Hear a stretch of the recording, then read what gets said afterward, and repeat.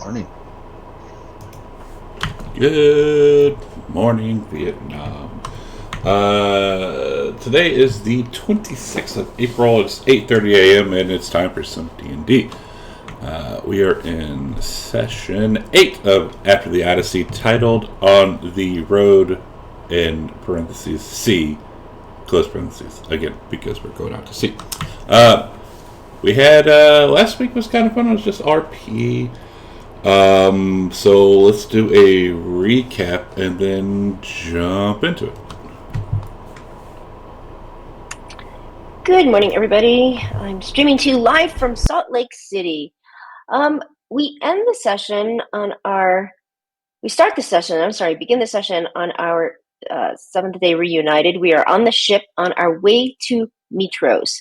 And Arcadia asks Nico how Demetrius got it, and he just said he gave it back to him and made him captain because Demetrius wanted to take the ship on patrol.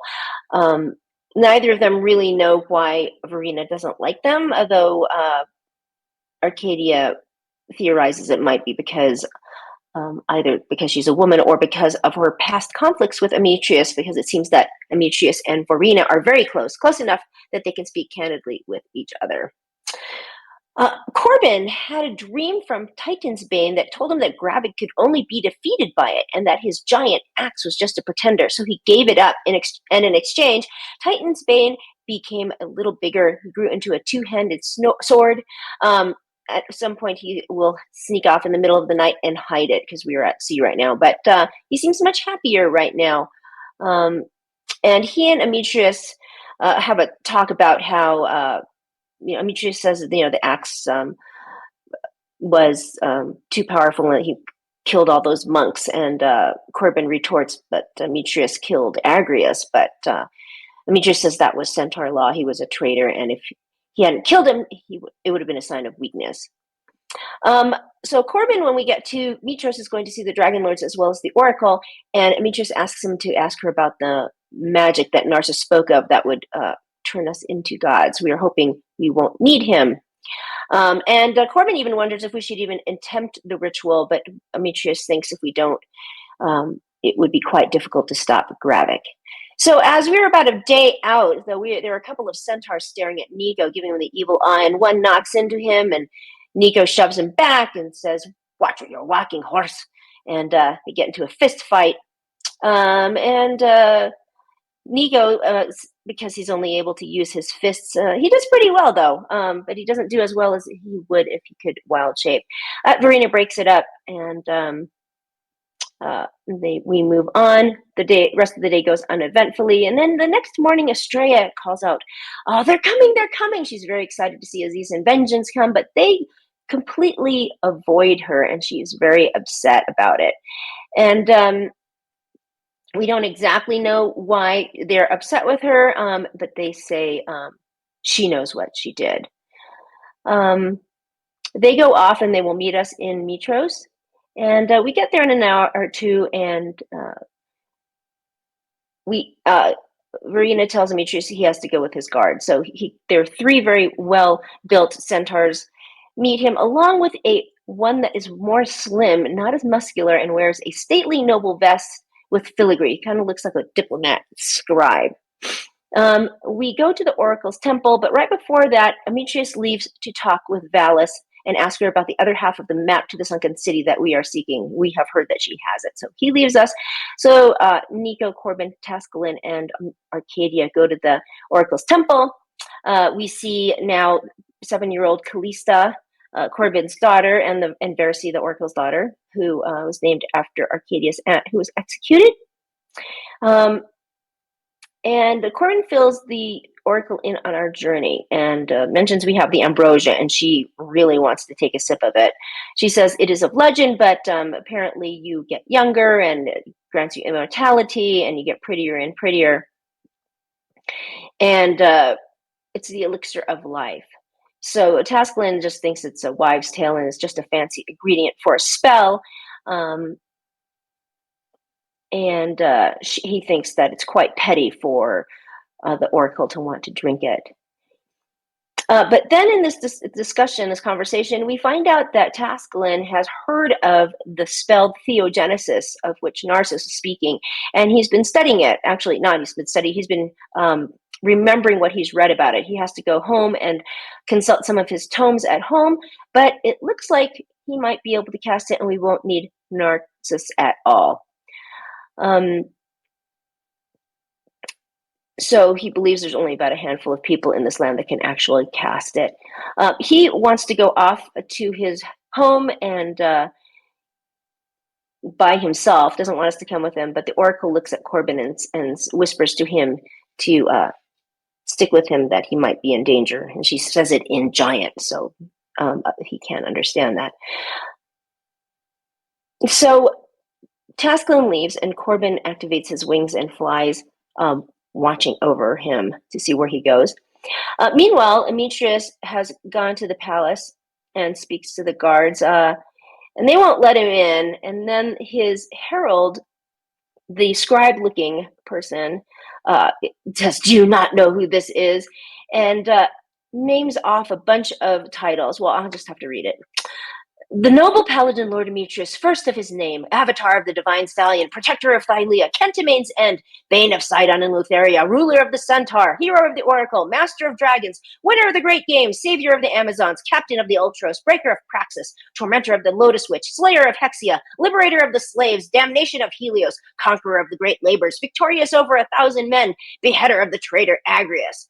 And then Estrella coughs loudly from the back, and he says, oh, yes, 1 second, and pulls out another scroll and says, "This is the magnificent and beautiful Estrella, the most attractive dragon, eater of god flesh, devourer of 100 men, breather of acid, dreaded scourge wing, fear of the centaur." And they get let in.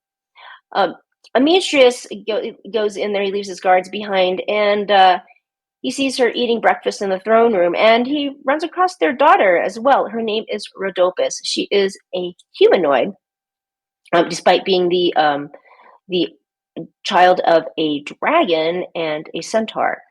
And you see that she is very hesitant and awkward to meet him. He gives her a toy and she doesn't know what to do with it. And it's because she really hasn't seen him in about 6.5 or 7 years. She goes off and he talks with Valis. You find out that there is an uncle Constantine from Rhodopis, who comes and visits a lot and often stays late into the night, and she sees him sometimes for breakfast the next day. And he gives her lots of things, which makes her very happy. In that conversation, you find that she does not know that she is part dragon, or the nature of Valis being a dragon, because Demetrius wants to introduce her to her sister Estrella. He thinks that her seeing a dragon would be a big deal to her, but she says, "Ugh, I see lots of dragons and they're just beasts." And Valis is very cold to Demetrius, who is really trying to make amends for being gone. And she accuses him of just really being there because he wants something from her, which is awkward because he does, but he is also there trying to make amends. And you hear her talk about, she says, "I know what happened, and he says, "I stand by what I did." And she says, "Even at the cost of your friendship with Nicodemus." So we don't know what that is. And so she says she will send him the map. But then Constantine shows up, he is announced, and she leaves. And as Demetrius walks out, he sees Corbin flying overhead. It's the afternoon, and he casts locate object and looks for a ring of swinning. Doesn't find any, but he finds out from Valis that Tascalin's mansion, which is where we were going to meet, is actually an alternate Demetrius's old mansion. So we all gather there, and we find Tascalin at the gates of his mansion demanding to be let in. And there is the herald starts to announce Demetrius, and Tascalin casts shocking grasp on him just after he announces that he was the savior of the Amazons. But then a giant of a man, someone that makes even Corbin look small, comes out. He's in his mid-60s, and he's Tascalin's father. And he looks at Tascalin with disgust and wonders why he's still so small, because he thought he sent him to military school, but apparently Tascalin's mother sent him to the finest schools of magic. And the father says, well, I'm going to have a word with him because with her, she must have done that. To which Tascalin replies, well, good luck with that. She's dead. And Commodus, his father, says, dead? Is it your fault, boy? I swear if you did something to your mother, I'm going to break your skull in. So we see that we have this kind of relationship between the two of them. He recognizes Demetrius, and Demetrius remembers when Demetrius first started training as a gladiator, Commodus was the head gladiator and won his freedom from the arena. And he is still very muscular and very buff. And of course, Demetrius challenges him by squeezing his hand for a handshake and beats him a little bit. We find out that Commodus has no respect for magic, although Demetrius defends Tascalin's abilities. Tascalin heads for the library. He finds it's no longer there. His mother moved all the books downstairs. There are about 1,000 of them, so he has to go there searching for information on the Theogenesis spell. And he says something he goes, Father, may you entertain our guest in your past lover. Not sure what that meant, but that's what he said. Commodus improved the mansion by putting a sparring arena in the backyard, and Demetrius asks him how much he thinks could be made if the heroes sparred or fought in the arena, because we need gold to make that Theogenesis spell work. It is about 10,000 per casting. So Tascalin comes up to hear the conversation and refers to his father as the person who was unable to protect his mother from being killed. And apparently she was on her way to visit Tascalin when she was murdered. Then a woman comes up who's roughly Tascalin's age, which is the mid-20s. Her name is Percolus, and she gives off the aura of being a very strong warrior. And Demetrius tests her out by handing her his Holy Avenger and asks her to give a demonstration, and she does well. And Commodus says she's the kid he should have had. And Tascalin mutters under his breath that he could kill her without breaking a sweat. And we find out that they used to fight as kids, and she would make him cry all the time. But then Demetrius tells Percolus and Commodus that Tascalin faced down the ancient vampire king. But they laugh at that and tell him that they paid women to go sleep with Tascalin. So Tascalin challenges Percolus to a fight, but his father will not allow him to use magic. And Tascalin actually wants to kill her. But Demetrius says that the attraction between the two is obvious. And when he says that, Percolus doesn't say anything. But we see her getting a little red as she's hiding behind her drink. And Demetrius gives Tascalin a piece of advice, saying to Tascalin, if a woman hates you, she will avoid you. But Arcadia has had enough of this. She thanks Commodus for his hospitality, explains that she is more comfortable sleeping outside, and excuses herself to go to the gardens. So Demetrius and Corbin ask Percolus to join them at the Titan's End, which is agaiN's tavern. And when Demetrius asks Tascalin why he doesn't try to have good relations with his family, he says his father could drop dead. And upon hearing this, Commodus tells him to get the fuck out of his house. And Tascalin responds by saying it's his mother's house and that Commodus was a piece of shit gladiator that married into wealth. And Demetrius quickly ushers him out, and he brings some books to study there. Nico has been neglecting his family ever since he got there, so he heads back to his house because the last thing he wants to do is go to a tavern and then go back to his house and show up drunk. So on the way, Demetrius walks up to Tascalin and says, all this anger that you have, are you sure this is the way you want to live? Mind your business, Demetrius. Why don't you just try leaving all that pride behind you for tonight? Have a few drinks and dance with that friend of yours, Percolus. She's clearly interested in you. Tell her a few stories about your battles. She is a wench that deserves nothing but fire and death. Is that really what you think? It is.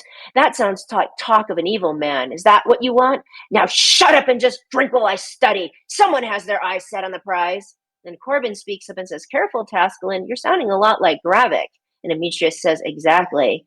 And Tascalin says, I don't know why you have disregarded the deaths of your closest people in your life, but I have not. I am focused. And Demetrius says, do you think we are not trying all that we can to contain this map in the last item? It does not seem like it. We risk our lives every day in this quest. And now you wish to just go and drown in alcohol? Is that it? Has it gotten to be too much for you, this quest? Not for me, Tascalin, but I think it might be getting a bit too much for you if you do not relax every now and then. This kind of business will break you. I will relax when Gravik is dead. Yes, I just hope that the one that replaces him isn't worse. Demetrius walks away from Tascalin and continues on to the bar, which is rowdy. The bouncer recognizes the hero and lets them in.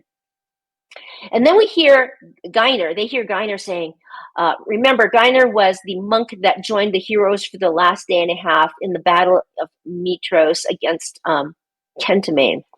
And he says, and then I climbed up his body, finding any little handhold I could. When I got to his shoulder, I started pulling his face. He did not know what hit him. And he says that he killed Kentamane all on his own. Demetrius actually confirms that, basically telling agaiN he owes him one, and then they get free drinks all evening. Demetrius calls Pericles over and asks her if Tascalin was always so angry. Apparently, she used to pink on him because he made fun of her being tall and gangly. So she talked with Commodus and got big and strong, becoming a warrior, hoping Tascalin would like her. But apparently not.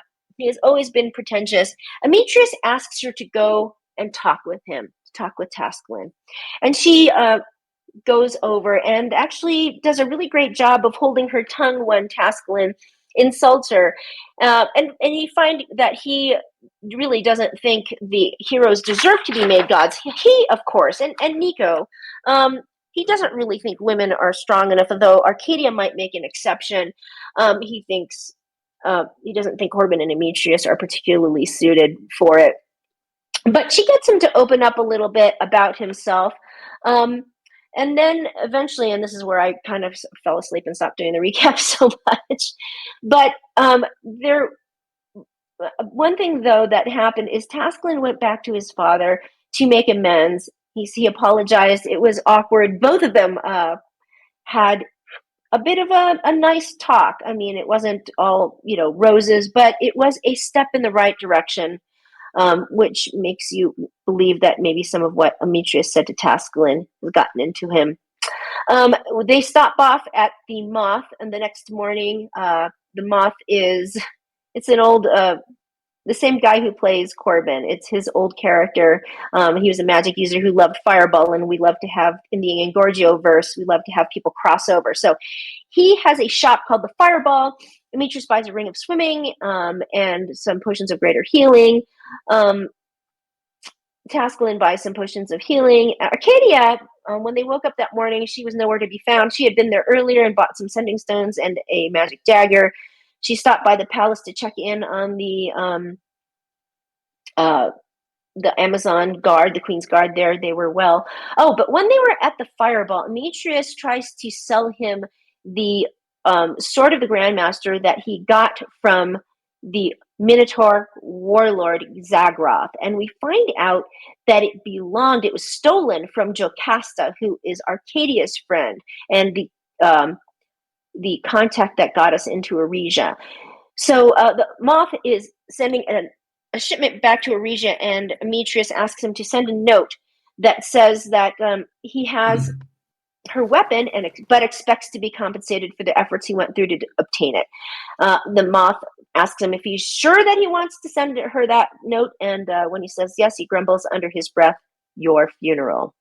Also, Arcadia goes to the jeweler she used to go to try to buy some diamonds, and she finds that it's very run down. They have nice amethyst and emeralds, but no diamonds, and that someone else is going around buying them all, a thin male in a black hooded cloak.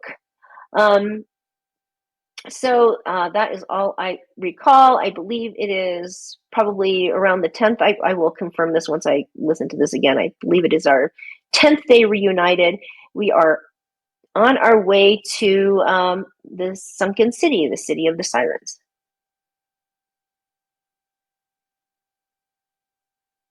Right. Sorry, I had to step away. Did you mention Tascalin and his father kind of talking at the end?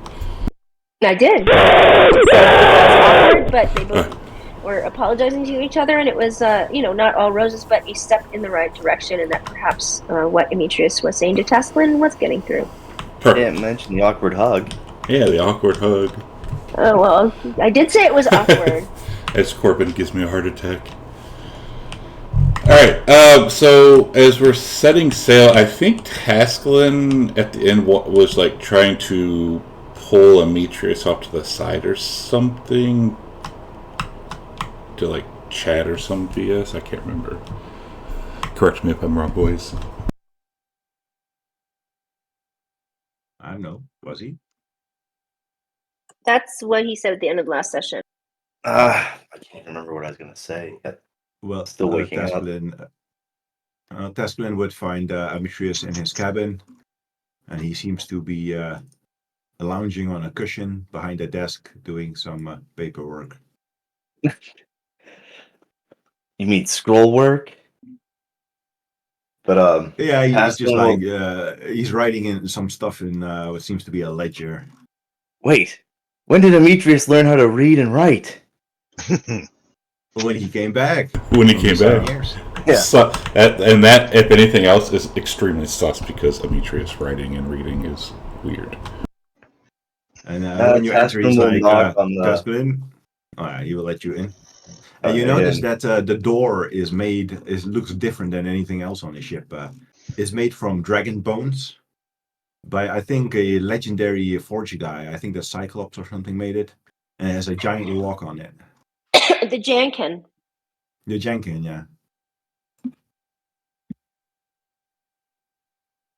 Okay, Tasklin will open the door and close it gently behind him.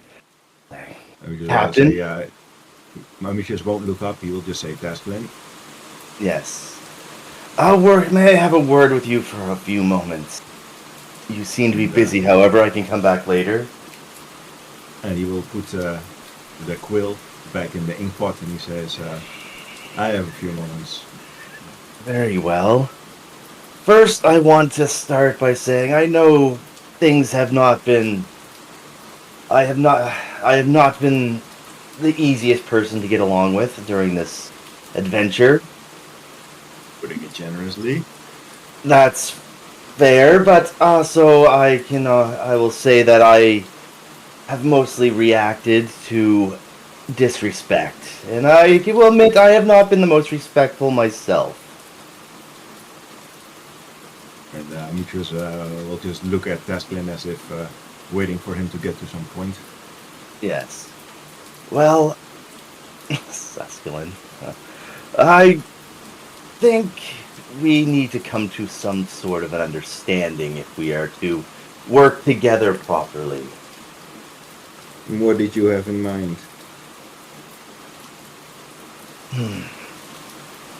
The last few days have been quite difficult, and I haven't exactly been on my best behavior. And I think we probably got off to on the wrong foot. Mm-hmm. Yes. Our first encounter was less than stellar with everything. My mother, your brother. Just save yourself some pain and get it out, Tasklin. I think we could do better. I don't think that we should be at each other's throats while we're doing this. Not productive. I agree. I've made mistakes. You've made mistakes. Perhaps we could start over. Of course. Once you apologize. I'm sorry. I think that's both of us owe one the other an apology. Oh? Yes, you haven't exactly been on your best behavior either, Demetrius. Is that so? I'd like to think that I've been trying to be on my best behavior. Yes, well, an apology might be asking for too much, but I think we should Come on probably now, just... Tasklin. I know that you're a big man. You can do it. Surely you're not petty. One of my standing does not apologize easily or frequently. I understand that. I But every just... man now and then has to just do what he has to do, even if it's not pretty. Just recently, I've had to make an apology myself. Yes, but first, what exactly is it that I'm apologizing for? Oh, let's see. Insulting me, insulting my race, insulting every member of this party, insulting my dragon. Your dragon was getting in the way during that encounter. Really? I may have been more rude than I should have been, but I can't say you made the wrong choice having her leave. And you see that Mitch is just staring at Tascalin, like he's not believing that Task is going back into the argument. He just like does a long, awkward moment of silence. Anyways, yes, I have treated the centaurs with maybe a little less dignity than I should have. Right, and for that you... He just run my or sorry, Pascal just doesn't look like he doesn't know what's supposed to come next.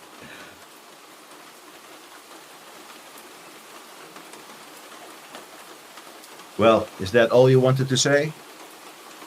I apologize for the way I treated you and your kind. And Demetrius nods and says, very well. I can respect that. I hope that we can work together well from now on. And Suddenly Tascalin Tascalin feels himself getting embraced by a powerful magical protection again. and even though that Tascalin just kind of stands there looking expectingly. What? I have not mistreated you. In fact, I've gone out of my way to help you. Oh, that's not entirely true. You have insulted me as well. Is that so? Yes. Could you remind me? When the fight happened and the witches had countered one of my spells, you called me pathetic and useless. Well, very well. You have my apologies for that. I appreciate that, thank you.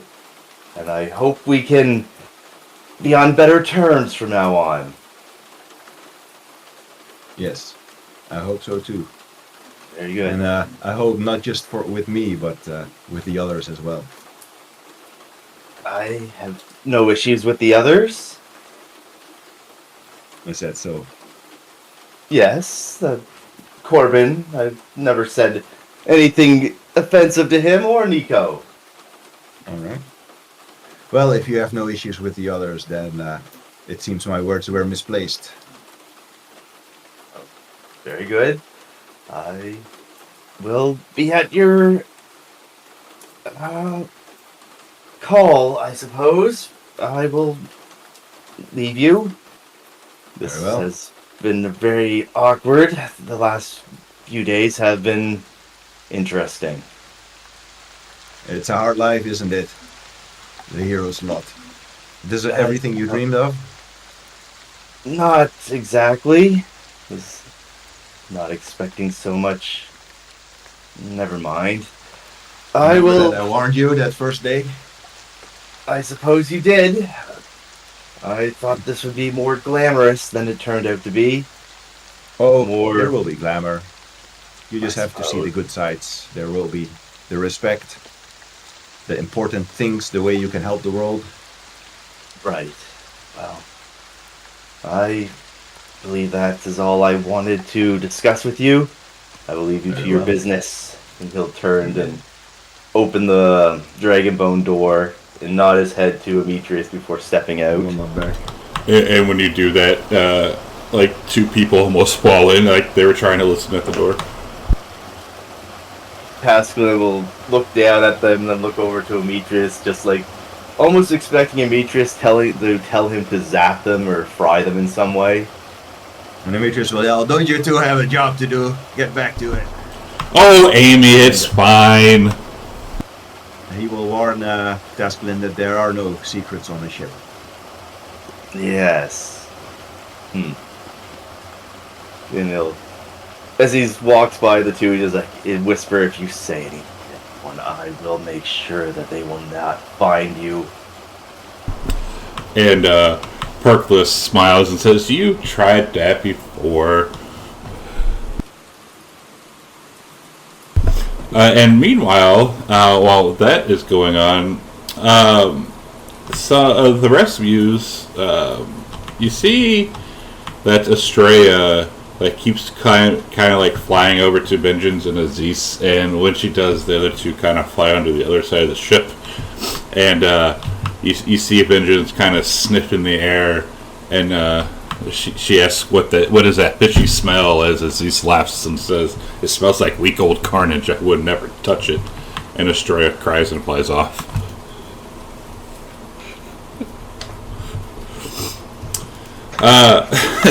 Poor bit, Estrella. But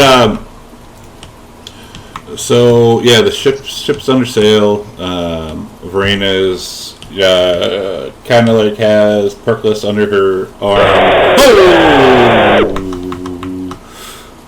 Oh! Thank you for that resub, broker. I had a heart attack. Somebody scared him. Somebody got me. Brogar. My favorite Dutch. So and Perkless kind of, Verena kind of has Perkless under her arm, showing her all kinds of different stuff, and you kind of see them like chit chatting and like kind of like laughing as they're like walking around. But that's kind of all we got for today. Like while the ship's under sail, if anyone has anything they would like to RP out or anything like that. Yeah. Actually, not knowing that Tasklin had this conversation with Demetrius, last time she saw him, because she didn't go to the bar, she saw him yelling at his father, and pretty much not changed. Does Arcadia see Tasklin around? Because she's hanging out in the front of the ship.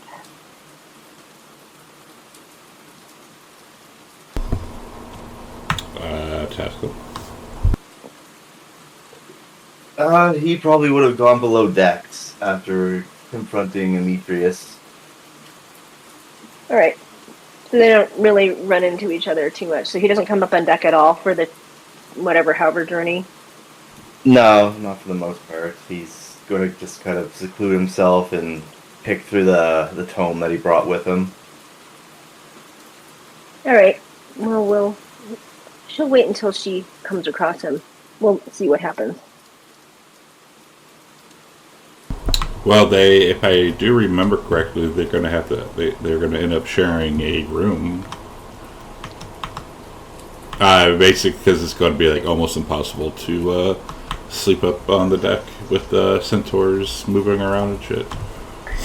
Yeah, from what I remember, Nico very graciously said he would put a hammock with Corbin and Tasklin, and he left the room to Arcadia, unless unless that's changed. No, that's the same. Okay.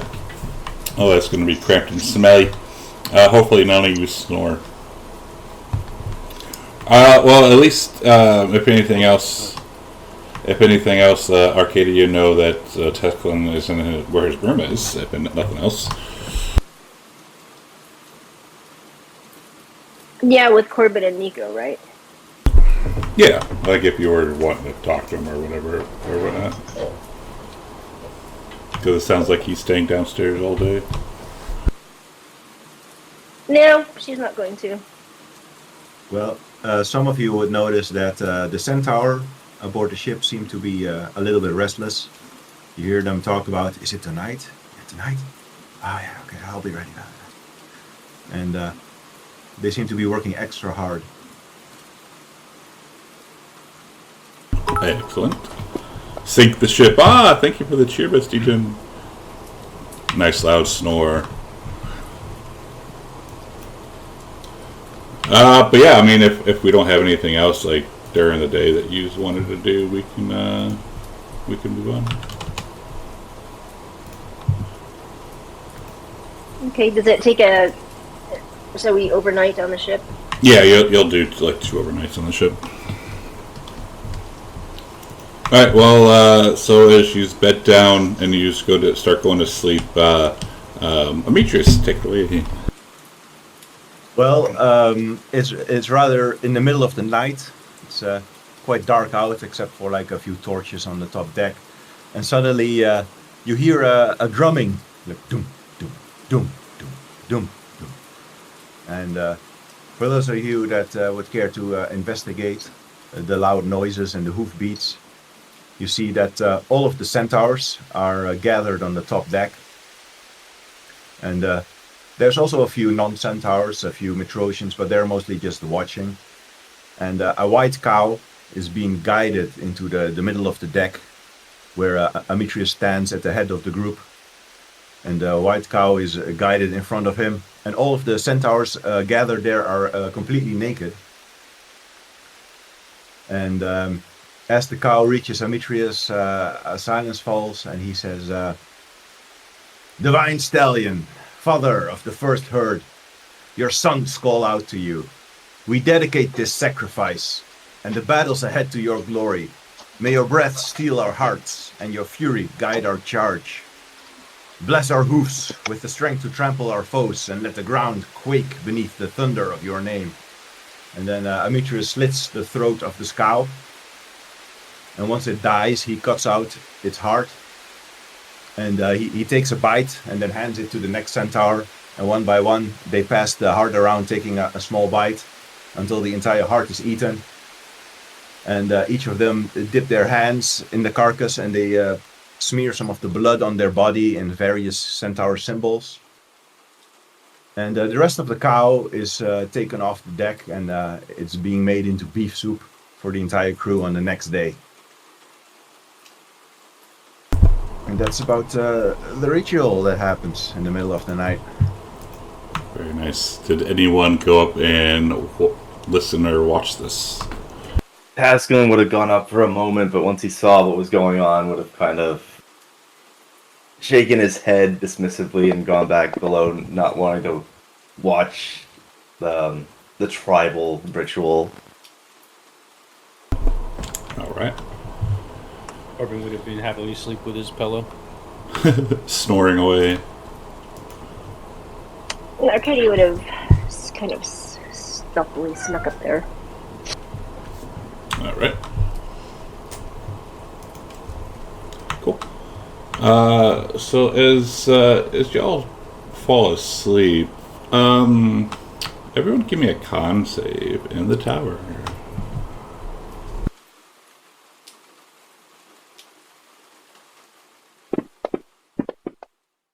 Do I get magic resistance? No.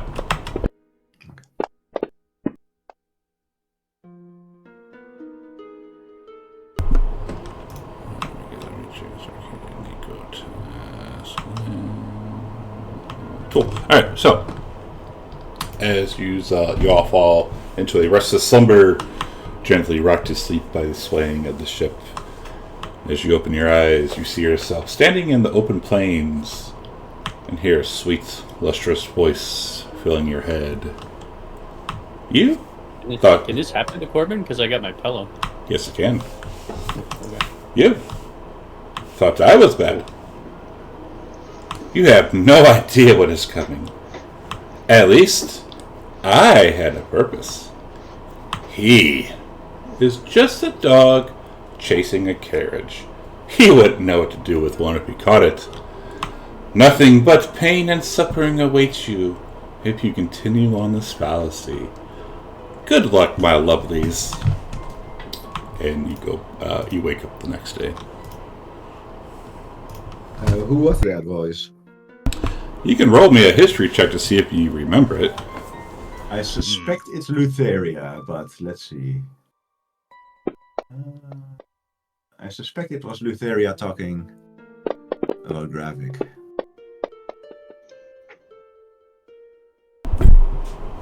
Let's see, Demetrius and Corbin, you definitely know that it was Utheria. Arcadia, you have no idea.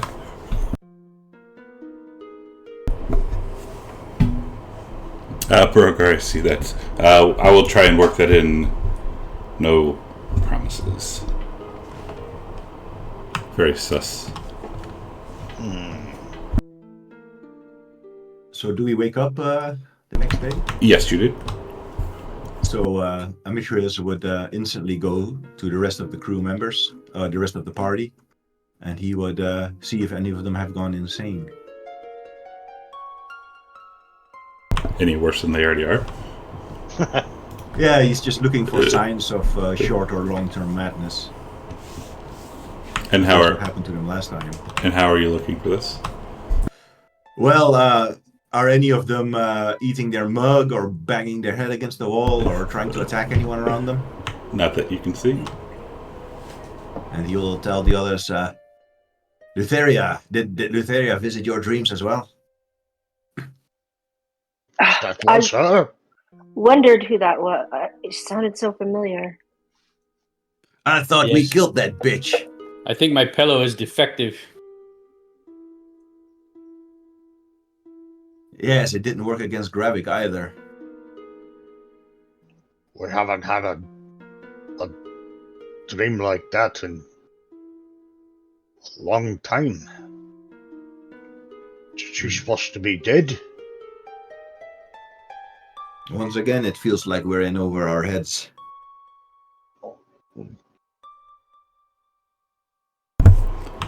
I gotta admit though, she's right. Gravik is worse than her.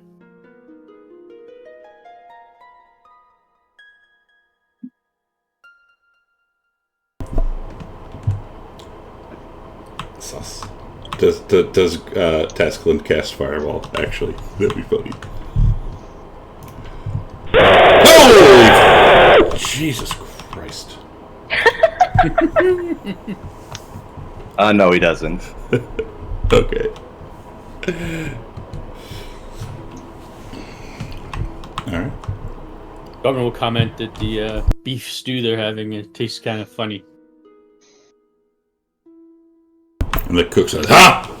What's wrong with my stew?" Tasklin's just munching on an apple, avoiding the stew after seeing the cow from last night. It's a really good beef stew. It was a white cow. I think those things cost like 1,000 gold. He goes No, eating it. can't quite put my finger on it. Tastes fine to me. I don't know why, and I just look at Demetrius and smell it. Ooh, almost a hype train. Nice. What? Jesus. I don't know. Hype It's okay, train. You don't like it? I'll have your plate. Hype train incoming. Gordon continues to eat. Perkless is eating and tastes like chicken.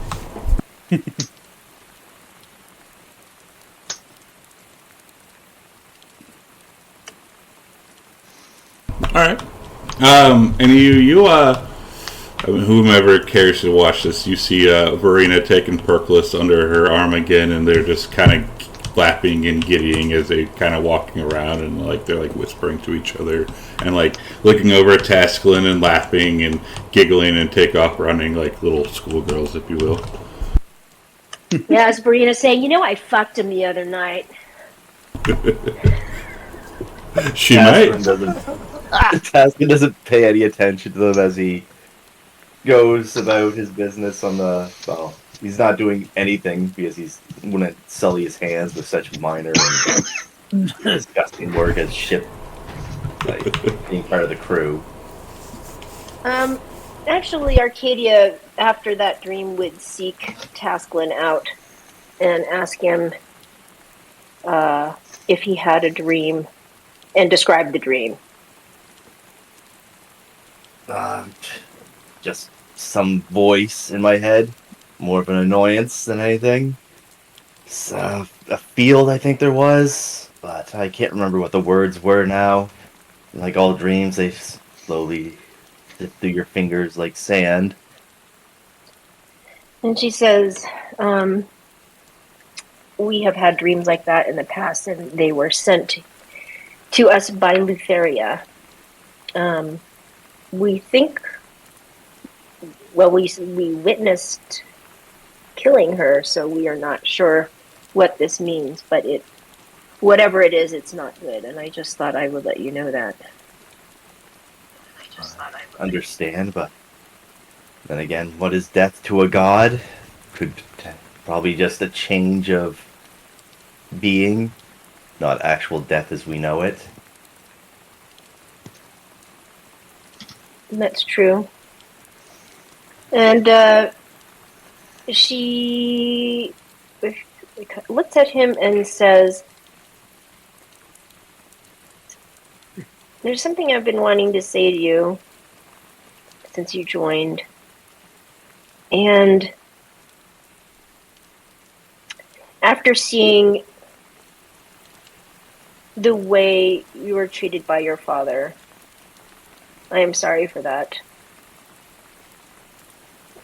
There is nothing to be sorry about. It's just my mother did not have the best choice in men, and there's other nobles and people in this world that have had worse fathers than that. It still doesn't excuse his behavior. Yes, But well, as we You are... did not get me because I was kind of looking, but got a No, hype go train. ahead. Let's go, boys. Thank you, speak your sir. mind. You're saying as we're That's going why you're my into favorite this, Dutch. what will no doubt be a very dangerous journey, I have some advice for you. I hope you will take it. It is meant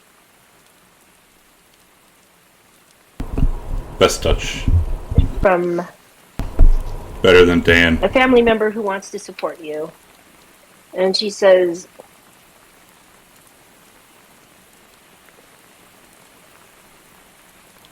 your arrogance, or perhaps just your upbringing, doesn't serve you well here. And, I've noticed you calling us peasants and commoners, and just because you have been lucky enough to be born a noble doesn't make you better than us. We all have our gifts, and you have been disappointed in our in our in some of the fights we've been in, and it's easy to have inflated expectations, and when you meet the real thing, to be disappointed. So I think you either need to just lower them. You haven't been in enough fights to realize that a big part of them involves not always hitting, or it's doing little damage, especially when the enemies are this powerful. And I am not defending him, because believe me, I have had and still have my issues with Demetrius, but clapping when he goes down and then making fun of him for doing so is beyond rude, and not the behavior of someone who aspires to be a hero.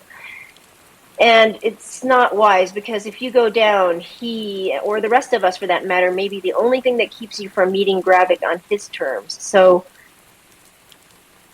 I realize this is a very different world for you. I went through the same thing when I arrived in Astoria from having been surrounded on Themis.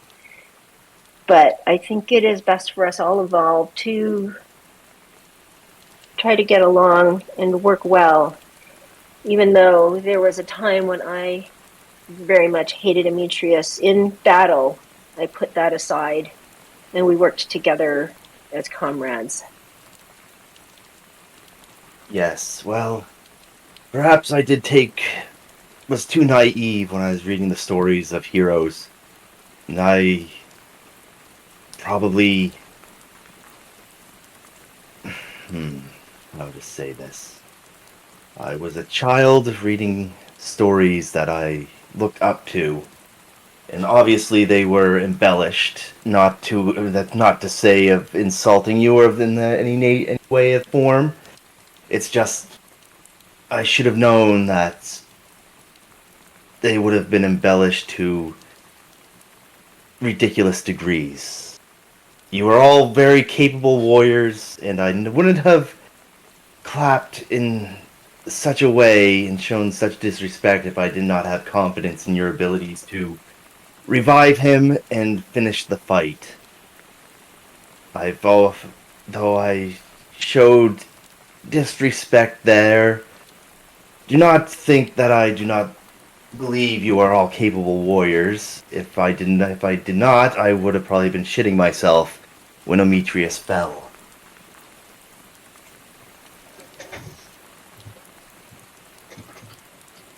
So, do not mistake my earlier disappointment with disrespect. It was more of my own faults that I believed that you were all untouchable and could fell an army single-handedly. That was me and my being naive and childish. I am starting to realize the world is not quite as what I was brought up to expect. Well, I'm sorry to say that you will probably grow up too quickly being with us. But I am here for you if you need me. I appreciate that. I'm starting to see that my tutors had more outdated perspective on the world. Guess that's what happens when you lock yourself in a school for countless decades and don't keep up with the times.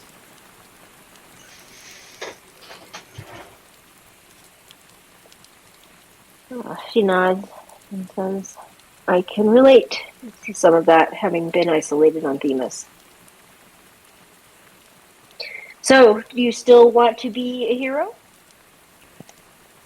I have trepidations about that now, but for the time being, I just want to see Gravik dead, and I will make up my mind at the end of that. And she nods and says, well, that is definitely something we both have in common.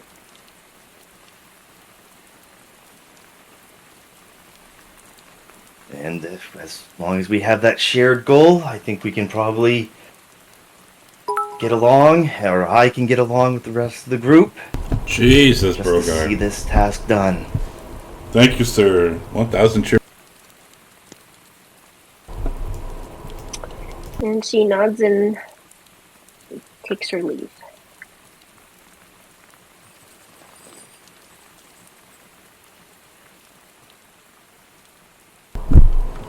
Alright. That was a nice chat with the auntie and nephew. So, Verena actually walks up to Demetrius and asks exactly why are we sailing to the middle of nowhere? Oh, right. We are visiting the sunken city. And her eyes go big. Have you heard of That's right. Have you heard the legend of the sunken city? You found it? Everyone's heard about the sunken city, but I must say I'm not too intimate with any details. What do you know about it? And Percolus naturally is right next to her, and she says, oh, I've heard all about that sunken city. Oh my god, we're going. Calm down. Tell me what you know. Anything you might know could help. Alright, this is a lore dump. I'm just going to read it off as holy shit, Brogar is like loving me with these cheapest right now. 3, 4, 5. He's put out like 1,800 cheerbits. Thanks for supporting the stream, Brogar. Yeah, thank you. Because doesn't that, kill the rabbit, kill the rabbit. Doesn't that mean you have to press your luck like 10 times? But does that mean that we get that as gold? Yeah, I've already, if you look into the chat, you've seen wow. that I've already been distributing it. Well, we need that. We need that, Brogar, because God knows, like, you know, when Georgia's not making this easy on us, it's like... As an expert in the field, I think 300 cheer bits get you a press your luck. It does. So if Brogar is here, I will. This is what happens? I roll a d10. On a 1, Brogar, the player of your choice, will have a fireball spell centered on them. On a 5, that player would have a polymorph spell cast on them. And on a 10, I take a shot of fireball. So your choice of who the player is going to have it happen to. If he says Scott, I'm gonna laugh. Drum roll. Of course. All right, so here we go. An 8. Next one is a 7. Bad luck. Come on. And a 9. Wait, what did we want? What did we want? I wanted a 10. You wanted a 1. Tens. You wanted a 1. It is way too early for me to drink. Wait a second. So it's like 1, 5, and 10. okay. The 10 is the 10 is 10 is in Gorgio. 10 is me drinking. 1 is a fireball, the spell, and then a 5 is polymorph. no. Would you have gotten to choose what you get polymorphed into? Yes, you do. Yes, you do. Someday Renly will be a whale. Yeah, it will be hilarious. All right. So as Perkles gets all giddy, she says, and this is just a lore dump. I'm not even gonna split it up into her names and shit. So the Sirens once lived on a great expanse of shoals in the Cerulean Gulf, where they built a city of brilliant white limestone. Its towering spires and pillars thrust out from the rocky waters, allowing the Sirens to fly or swim as they please. They lived here in joy, singing praises to Sidon, who governed the oceans. Sidon heard this from his throne in Praxis and scowled. Were they truly grateful, they would not build their towers to rival mine. When the Sirens learned that Sidon was displeased, they were heartbroken. They dismantled their towers and composed new melodies, songs of repentance, which once more carried on the winds to the ears of the Titan. He was unmoved. Were they truly repentant, they would not sing so brazenly, but they would go meekly and offer the proper sacrifices in place of songs. This time the Sirens were utterly stricken. They had believed that their songs were cherished by the gods. Their voices were stilled, and in the ensuing silence, the brilliance of the city faded into shadow. Stone foundations cracked, and pediments grew heavy. The pillars collapsed, and the city of the Sirens sank deep into the ocean, swallowed by churning waters. Even its name was forgotten. Centuries passed in silence. Eventually a new song began, an endless lamentation for the city that now sleeps on the ocean floor.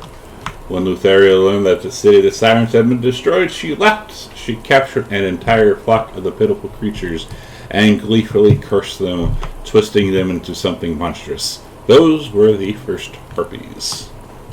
And that is the lore dump. Wait, who did that? Lutheria. Derek. Do you see how nasty those two gods were? Good riddance. As, Earwax is in place. Yeah, exactly. Arcadia's gonna warn everybody to have earwax, and she offers some to Tascalin, like a candle, if part of a candle if he wants it.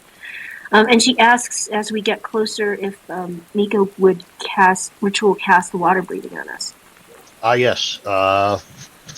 Nico will definitely ritually cast water breathing. He has it prepared. So I will get everybody targeted and guys. Corbin would ask Arcadia if she could cast freedom of movement on him. How long does that last? She says it lasts an hour, and it is something that she has to concentrate on. So, I mean, I don't think somehow I don't believe that the Sirens down there will be very grateful. And, actually, she doesn't have to has concentrate. no effect on us. Yeah. Sorry, what did you say? Oh, sorry. Yeah, actually, it's a good thing she doesn't need concentration. This is great. Mm-hmm. So, you should save it anyway, because casting it now, it's going to be... Yeah, just cast it when no, if she's it not looks like we're going to get into a fight. Yeah, she'll wait. And Astrea is actually an amphibian dragon, so she has a swim speed and breathes water. She is. As you still have not seen her since yesterday.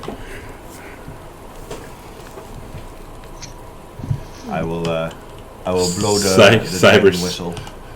And she comes, and like the other two kind of like hold their hands over their ears, like, "Ow, what's that racket?" As a few moments later, Estrella like starts flying over, but it's very slowly, and she has her head down and does not look like she wants to come. And I will wave to her and say, "What's wrong, girl? You haven't caught a dolphin all day. Normally you love catching dolphins." They say I stink. That's not true. You know, they're being petty, Estrella. I don't know why they're so mean to me. Me and Aziz were such good friends, and then he left. When he left, now they're so mean to me. Estrella, you are a dragon.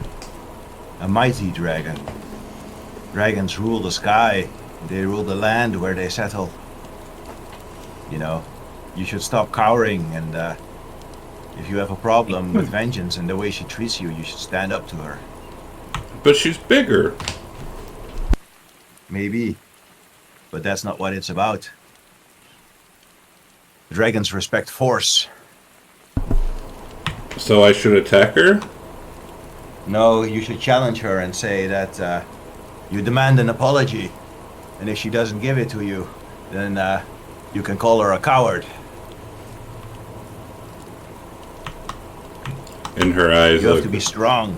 And like, yeah, because you've been with her, and she has not shown the side of her, like in the whole 7-8 years that you've had her now. She's never shown this side of her. She looks like beaten down, like her scales are like kind of dirty, you know, like she hasn't been like taking care of herself. I ask you this, Estrella. Have you done something wrong? Have you done something to be ashamed of? No, but I think he told her what happened, and now she doesn't like it, and now she turned Aziz on me. Well, then maybe it's time to bring it all into daylight. You know what I think about secrets and lies. Expose it for what it is. But don't stand up. Stand up for yourself and don't let anyone insult your honor. But you're the one who said that Aziz has to be the one to tell Nico, and I can't let it out. Well, you don't have to tell Nico, but you can tell Vengeance and Aziz there and shout it at them if they refuse to listen. But wouldn't everyone hear that, especially if they speak Draconic? Then that is something they have to deal with for insulting you and angering you. You have to be strong. You have to face this like a dragon. There will be much bigger foes in your future. Besides, it's not my fault Aziz went crazy. I know. And you need to tell Vengeance that. And you need to not accept any insult she has. But you can do it in your own time. If you feel you need to gather some courage, then go for it. And you see her kind of like pick up her head a little bit. And like kind of like think about it, and you see her like kind of adjust her little crown, and so be it. Remember, you are Estrella the Magnificent, and don't let anyone tell you otherwise.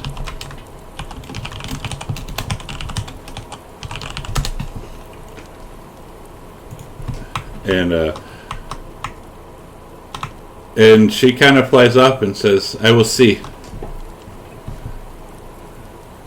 And she kind of flies over here and like kind of like perches on this ledge and is staring at the other dragons.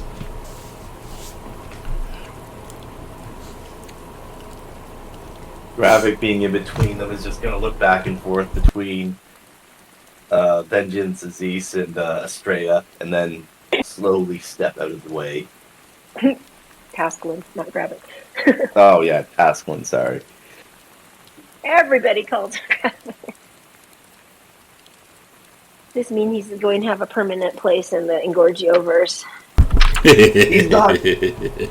Pascaline isn't actually Gravik. It's not a whole thing, guys. Don't. No, it's just a mistake. and like on all seriousness, it actually is like because spell user. Like I even call him Sketh, and it's been 5 years since he played a character called Sketh. So yeah, it would be too predictable if he was Gravik in disguise.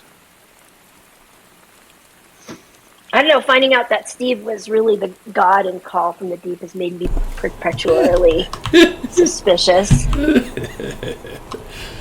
He told you the entire time that he's a god, and no one believed him. That was pretty brilliant. I loved it.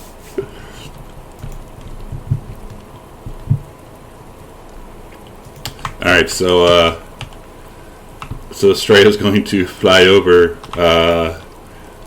and you see her, she kind of looks a little more courageous. And she says, fuck it. This is all going to be in Draconic, so if you do not speak Draconic at all, you do not understand this. So Estrella kind of flies over and she says, enough of this shit, Vengeance. It's not my fault. Aziz loved it. He's the one who wanted to come with after Nicodemus left and Amicius took the Ultros. He's the one who wanted to destroy the Centaurs and eat the Centaurs, and he loved it.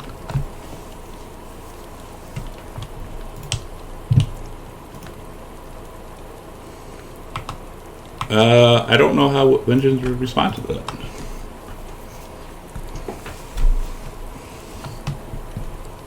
And you see Aziz kind of like cower down a little bit behind Vengeance and kind of like glances over at Nicodemus and like averts his eyes really quick. Nicodemus just spreads his hands like, you're going to have to take blame for this one. So Corbin would have heard this, right? Do you speak Draconic? Of course I do. Then yes. Arcadia's absolutely. walking closer. So this is in reference to the Centaur War? Yes, this is in reference to when Nicodemus and Amitrius, they took off on their own for a little bit, and one of the reasons why Amitrius left. And Aziz apparently stayed. Wait, Nico Amitrius not left? Amitrius. Sorry, Nico. Nico, not Amitrius, sorry. Nico left Amitrius mysteriously after 2 years. And this is related to that. So Corbin would say in Draconic, I've already had words with Demetrius about these issues, and he knows that dragons shall not be involved in this activity going forward. Amitrius will say to Corbin, stay out of it. This is something the dragons must resolve on their own. You speak Not Draconic? our affair. Yeah, I say yes. that in Draconic. Plus, Demetrius also knows everything that happened too. Yes, true. This is not our affair, Corbin. Let them speak. They And have problems with each other. Astreus- They must resolve it on their own. Estrella says, I'm sick and tired of you guys being so mean to me because Aziz is a little scaredy cat and he's trying to act like he was all innocent and try and hide the truth from everyone, including Nicodemus, and you just want to blame me for it. It's not my fault. Look, they almost killed me. And like she shows like that big ass scar that she has. And Aziz loved eating the centaurs. He loved it.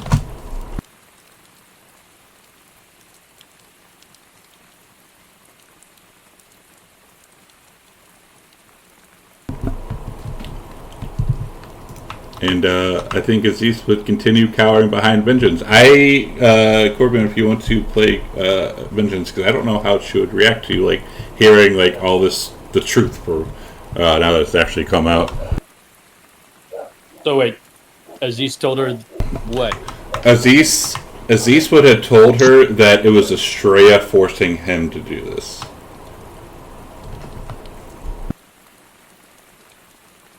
So Vengeance would look over at Aziz and say, I am disappointed you would have lied. to me. But I'm good. I just, I'm sorry. I didn't want you to think less of me if you found out that I was like bloodthirsty. But I was just trying to defend Estrella. Estrella, I am sorry that Demetrius put you in this position, but we should not be involved in wars and the affairs of men unless it is for the good of all.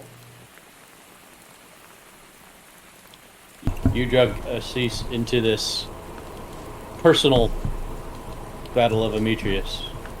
I didn't drag him into anything. He wanted to come because he wanted. I was so on death's door that he wanted his revenge.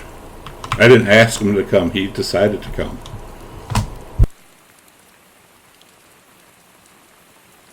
Corbin and Demetrius have worked this out for the Dragon Lords. I suggest we do the same. And Estrella, she's like, I just want to be friends again.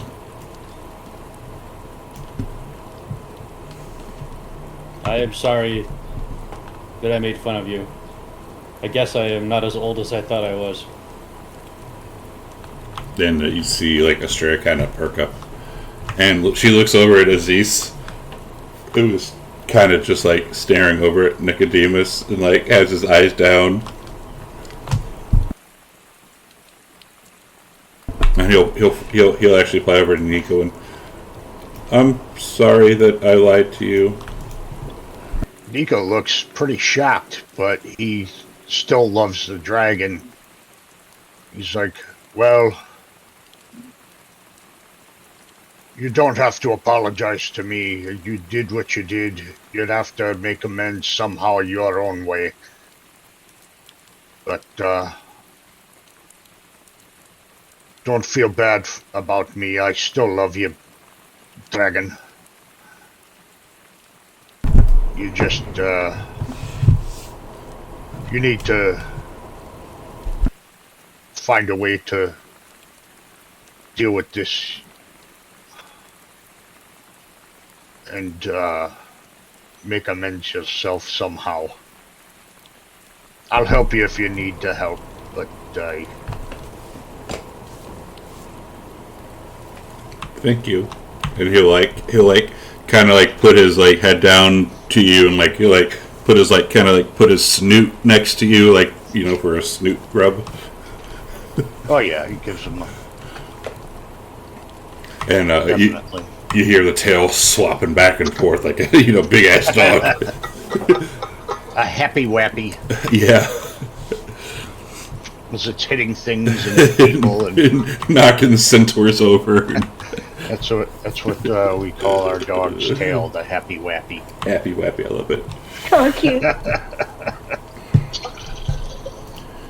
And you'll see Estrella look at Vengeance and kind of give her a smile and like dive down into the water, and like 30 seconds later she'll come up holding a big ass dolphin, and she'll like kind of toss the dolphin up in the air towards Vengeance, like half of it already eaten.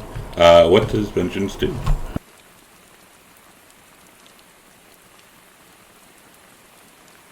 Does she eat the other half of the dolphin? Yes, she would. And she would be much happier that they're not fighting anymore. Excellent.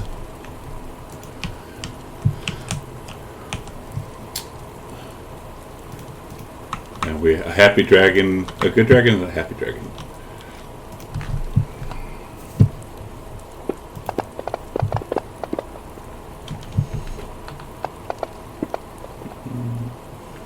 Alright, and as this is going on, Arcadia, Corbin, and Demetrius, you see like off to the like side of the ship, like probably 15, 20 feet down, you see this long like mass that's probably, I would say, 100 foot long and probably 30 feet wide, that is kind of like flowing underneath the ship as it continues that way.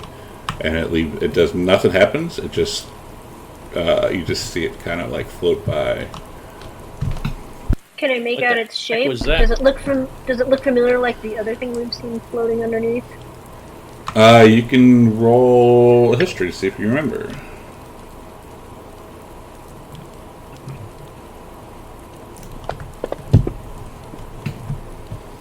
This looks bigger than the last thing that you've seen. Oh, wow.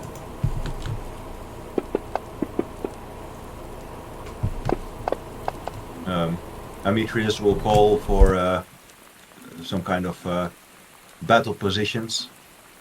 And just to be sure, he's not saying to attack anything, but to get some crew on the ballista and some of the crew armed with javelins.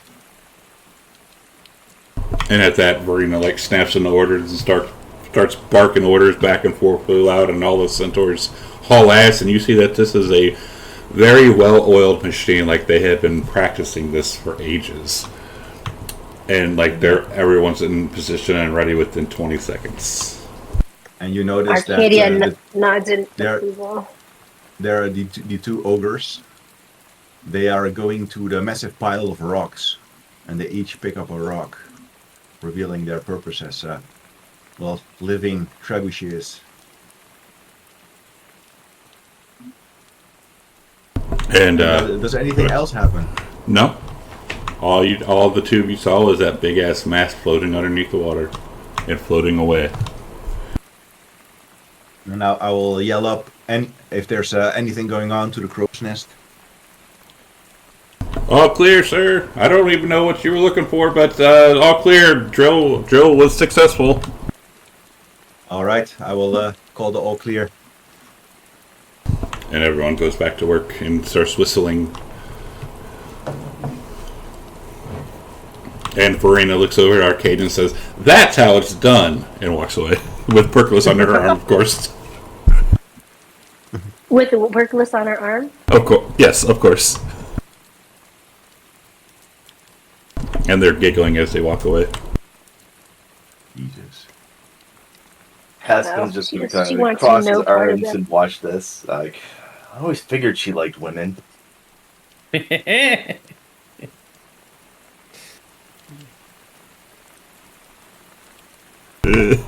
Alright, so eventually within the next hour or so,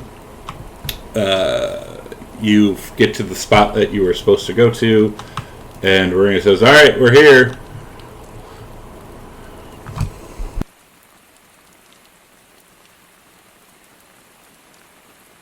But I don't see anything. All right, I guess we're going to have to dive in. Lower the anchor. So how And- many people in the party can swim? Well, and can fight can. underwater? Me Demetrius and is a free. I would can. need I need freedom of movement to do it. And Nico can wild shape into something, right? With something that can attack. Yeah, I could also cast freedom of movement. Oh, you have that prepared now? No, but I could wreck on it. I don't think it lasts very long. Corbin wouldn't have asked you about it. I don't think it lasts very long, though. It lasts an hour. You know, That's fairly long. My nature as for my spells might not be best for a watery environment. You may want to keep your distance to me when I'm casting my spells. Oh, Might be shit. fun. That's right, because Hold electric. on, guys. Because electric. You all knew that we were going to the Sunken Kingdom. Have none of you prepared? I can't exactly change my nature, Demetrius. Well, can't you use some other spell that you know? The wizard could change his spells every night. I'm not a wizard. All my spells are genetic. Can you use your most powerful magic then? Maybe turn yourself into a dolphin? I can't change my. When did I ever show that I can change into something?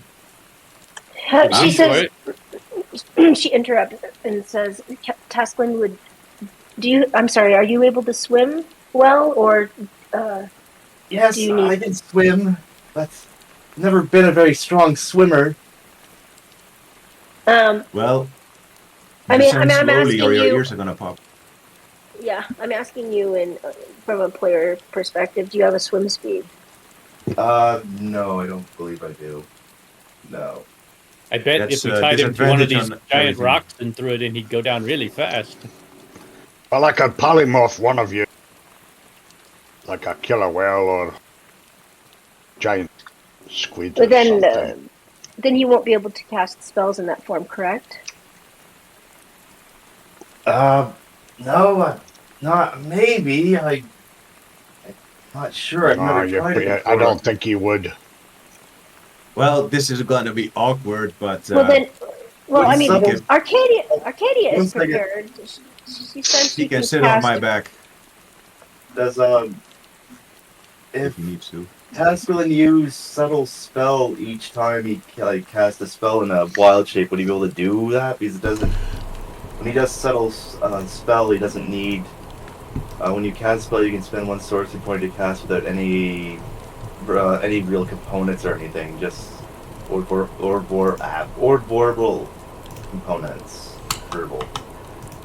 Semitic or verbal. But I guess if I had to use components like whatever from a component pouch, I wouldn't be able to cast a spell. I don't think you can cast any spells in polymorph. You become the new sheep. You become Unless the new you're a high sheep. level druid. Yeah, you become the sheep. So no, I wouldn't be able to cast anything. Well, If you Arcadia cast something says- before you were polymorphed, I think it would stay on you, but that's about it.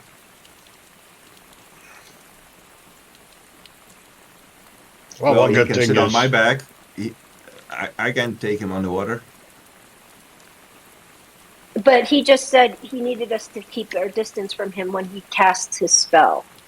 Oh, right. Is that true, Tascalin?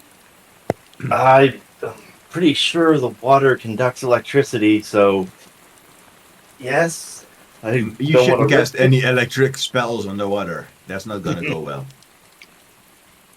I want to be a giant octopus. done. I mean, Arcadia says if people need it, I can cast freedom of movement on people. I can do it twice, but then that uses up. But I can do it if people would rather stay in their own form. Just tell me if you want that. If Nico will turn me into a giant octopus, I'll do that. Well, can the other dragons swim? Because they are bulky and big. I do Or maybe an not- electric eel, then I could be near Tascalin. Let me look. They do not have a swim speed. Well, Nico can cast freedom of movement quite a few times. And I then will say Tascalin- and polymorph once. If you can convince Astrea, she might let you ride on her, and she is very fast, so you will be able to cross a lot of distance underwater. Gravic's going to look up at Straya uncertain with an air of uncertainty. And she, Astrea looks at Tascalin and like averts her head as if she's too good for him. exactly what I was going to say.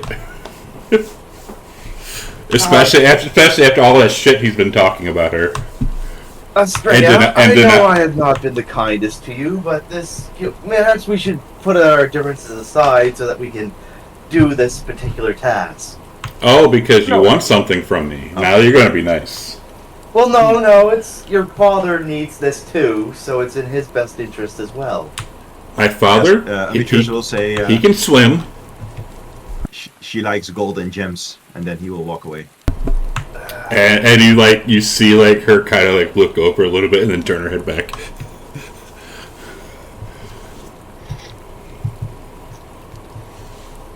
I don't have any particular gems on me at this time, but perhaps when we get to a town, I can buy you a nice shiny diamond. As she points to her adamantine or her star metal crown. We like star metal. We don't do diamonds. That's rich. Is there anything else that's more accessible that you like? No response. Demetrius did just say gold. Yes, she did. How about some gold? And you see one of her claws start tapping on the ground.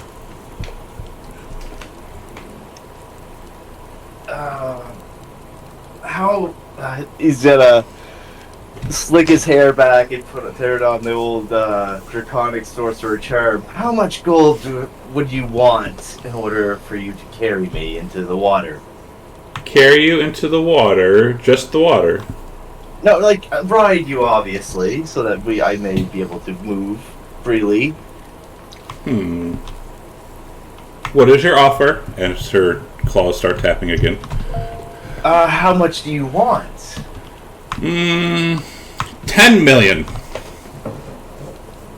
Obviously, that's not realistic. You understand that, Estrella? Well, you're the one. You're the one going around saying that you're super rich and everyone else is peasants. So obviously, you would have that money. As her claws start tapping again. And Well, Demetrius say, the Deskelin, she's 7 years old. She doesn't understand numbers. Oh. I see. You didn't teach her math, Demetrius? You have to show her. He'll pull out a handful of gold, like, here you go, this is half of that. And she looks at it and like holds out her paw. And he'll dump it into her large hand. And she says, "Now fill my hand." He'll start taking handfuls out and putting it in her paw, or claws. And you see out of the corner of your eye, Aziz is starting to like circle you. And he's just going to like put a thin like layer of gold along her hand. How just, much? like strategically placing the gold. How much are you offering, like out of character? 1,000. And Aziz says, "Ooh, that's a lot of money. My turn." Nope. You're not offering. I don't need your assistance right now, Aziz. I just need Estrella's. And she says, "And you're going to be nice to me. Yes, I will be nice to you. You're not going to call me a stupid dragon anymore, or worthless." Of course not, but you're such a pretty dragon. I don't know what I was thinking earlier. Roll deception.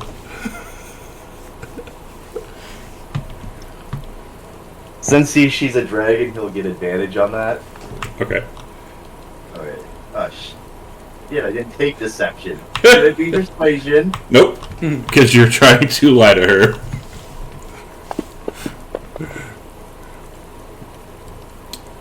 And you have a plus 16? What the fuck do you have a plus 16 for a sus? Wait, what? I shouldn't have plus 16. I should only have a plus 4. Well, plus 12. Oh, speak with dragons, check 12 correct. Oh yeah, he has the dragon. Oh. So as she looks, and you see her look over at her pile of gold that you've given her, and you see her, Dan, she has a bag of holding, right? Yes. And you see her dump the bag of money into the bag of holding, and before you can say anything, she scoops you up and throws you onto her back. Yeah. There are handholds there, And but not the saddle. And she says, "If you fall off or you get lost, that's not my fault. It'll cost 1,000 more." Estrella, you took the gold. You're gonna behave. But Dad, No buts. You can give the gold back if you don't like it. and Aziz says, "You can give it to me. I'll carry him." Yeah, I just see what Demetrius is like, oh, it's too much. Oh, he's already given her. Now he's like a sugar uncle. Yeah. All right, so Tascalin's going to ride Estrella down. The other two dragons do not have a swim speed. Everyone else has a swim speed, or no? Well, no, you don't. I was going to be an octopus. You're going to be an octopus. Yeah, I'm gonna I'll polymorph him. I an octopus for me. Does I Nico will- have swim speed? Oh wait, no, you No, probably I- wild shape. You probably just wild shape or something. I'm gonna wild shape, so I'm gonna find Corbin. And I'll put polymorph on him. Oh no, that's self. Well, I gotta. Okay.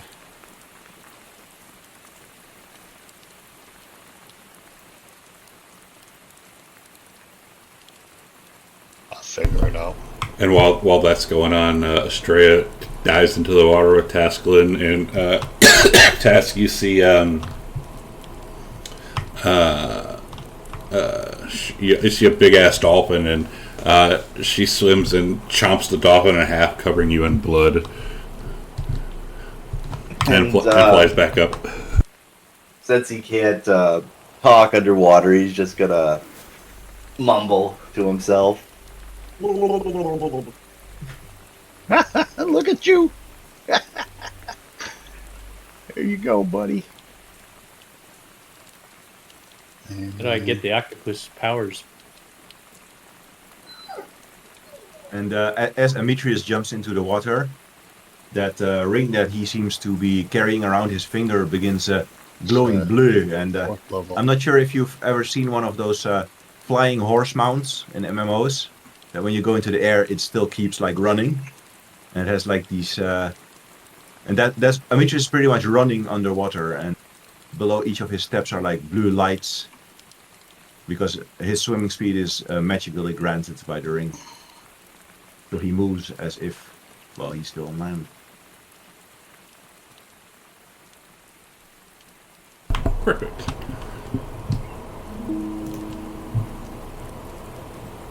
Arcadia just asks if anyone needs freedom of movement. Uh, The dragons do, if we haven't already done it. Well, Nico it does not. It doesn't give them a swim speed. Yeah, I don't know if it gives them a swim speed, but it negates their attack water. penalty. Correct. No. And Or- Nico yeah. wild shapes into a water elemental. Nice water, Nico. Yep. All right.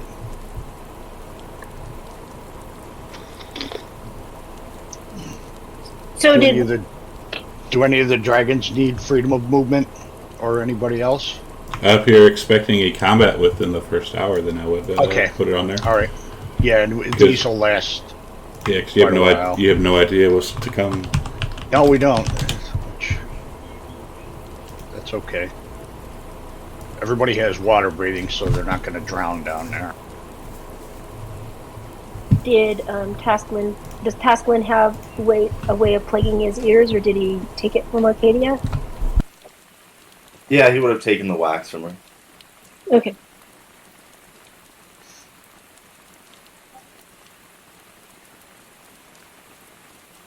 Alright, so we're heading in. Yeah, Arcadia dives into the water like someone who's used to it. Perfect. Alright, and now we get attacked by that creature. No. So, as, as you descend into the murky depths of the ocean, it's about, I'd say about 200 feet down. You start to see a glorious city slowly emerging through the dimly lit waters. Towers, spires, domes, and other magnificent structures are spread out across the ocean floor, and a sprawling metropolis, still largely intact despite centuries beneath the waves.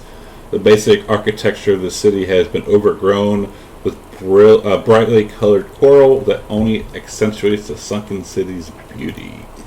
On the southeast edge of the city, however, is a dark, gaping maw, an open chasm that extends deep into the ocean floor, swallowing up all light that enters. And I will share something with you really quick.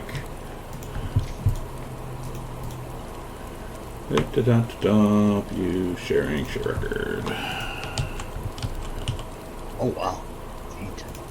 And this place is enormous. Yeah. And with that, let's take a 10-minute break. Awesome. How do we even know where to go? Oh, oof. This is gonna be fun. All right, stream. When you have a chance, can you? We'll be are back you allowed- in about 10 minutes. So if you go away, please come back, and I will. We'll see you in a short.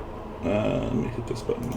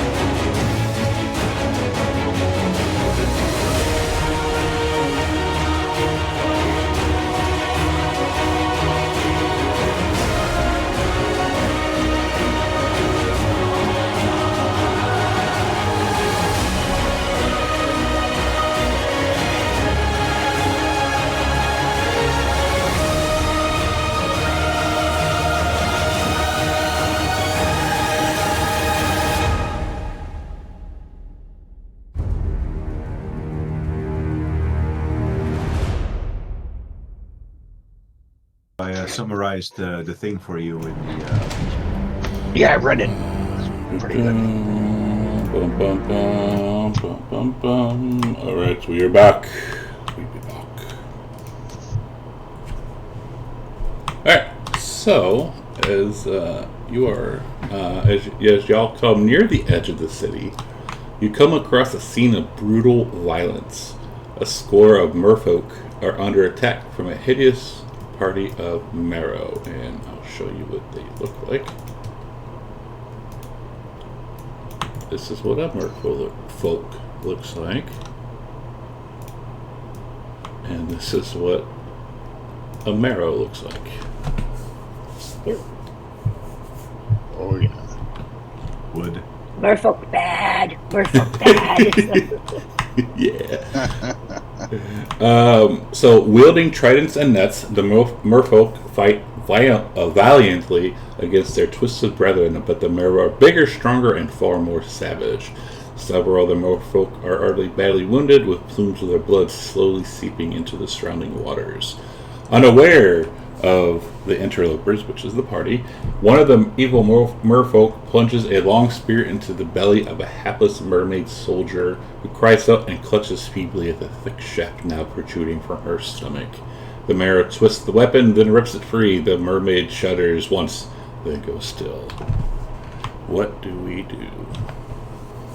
Well, Demetrius would intervene on behalf of the innocent mermaids. Oh, well, yeah.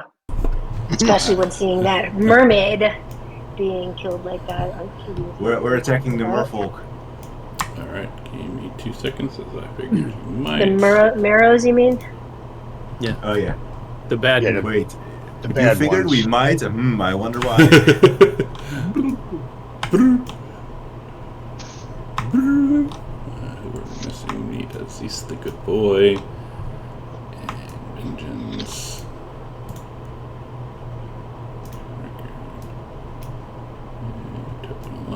Do spells with verbal components work underwater? That's a question. Pretty sure they do. You say it.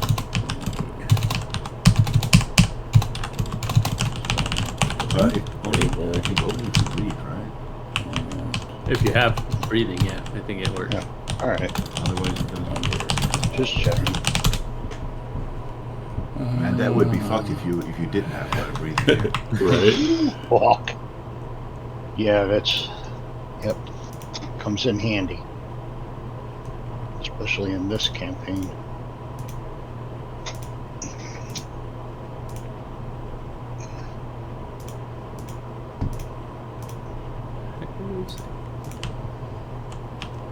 The bigger ones.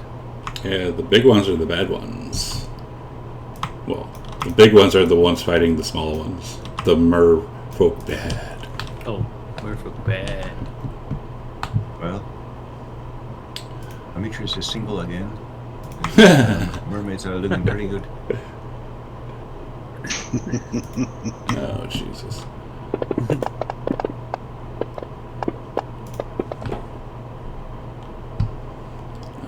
Let's see. Squirt ink at him, Corbin. The thought crossed my mind. Do you have the I do. stat blocks? Okay, good. Excellent. Alright, Arcadia. Start us off. Is Arcadia within distance of that slain mermaid? And has it been enough time where she can stabilize her? The slain one would be over yonder.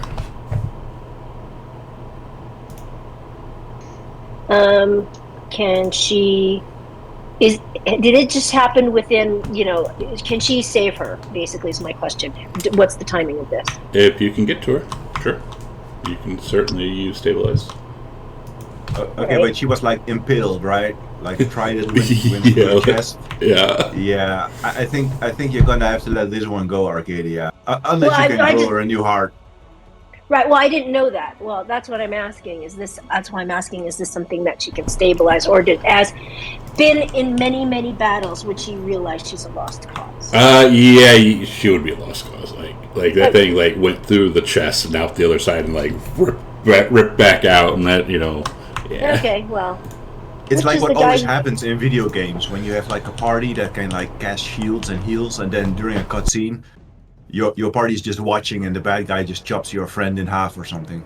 Like Final Alright. Fantasy VII. Yeah. I don't play video games, so I don't understand how that works. But anyway, that's why I'm asking that. So she is going to which is the person who did that? The one that would be number 6. Alright. And she's going to make her revenge on him at least. She's going to move over here. Wow, fancy new movement. I saw you post that earlier. Yeah. Okay, question. I believe, I don't know if sharpshooter sharpshooter supersedes this. I believe an underwater battle, they say... Ranged weapons automatically miss targets beyond the weapon's normal range, regardless of sharpshooter. Regardless of sharpshooter, okay. Well, that ought to make this interesting. Great, okay, that was my question. So then, let me look at this really fast. So the range, it automatically has disadvantage beyond normal range. What weapon are you using? Crossbow, hand crossbow. So that would be 30 feet, correct? Oh, 30, yeah, if you're shooting 30 feet, yeah. And you're 90 feet away, yeah. So beyond 30 feet, it's at disadvantage, correct? Correct. Alright. Well, she's going to have to let that guy go for a second then. She's going to go with... She'll fear she'll get him later. She's going to move closer then to this person to get within range. That way, now, is that the bad guy or the good guy? Those are the guys, the little ones are the good guys? The little ones are so the little ones are fighting the big ones. The big ones are the ones that look evil. I'm not saying if they're good or bad. I'm saying the big ones look evil. Let's say that. Right. There, she moves over to get this big guy. All right, now we're gonna she's gonna murmur a little. Well, she is going to murmur a little something and cast Hunter's Mark on it. I'm taking off my first level spell slot, so she's going to. Let me double check. Right, so she's going to hit this. Go to hit this guy.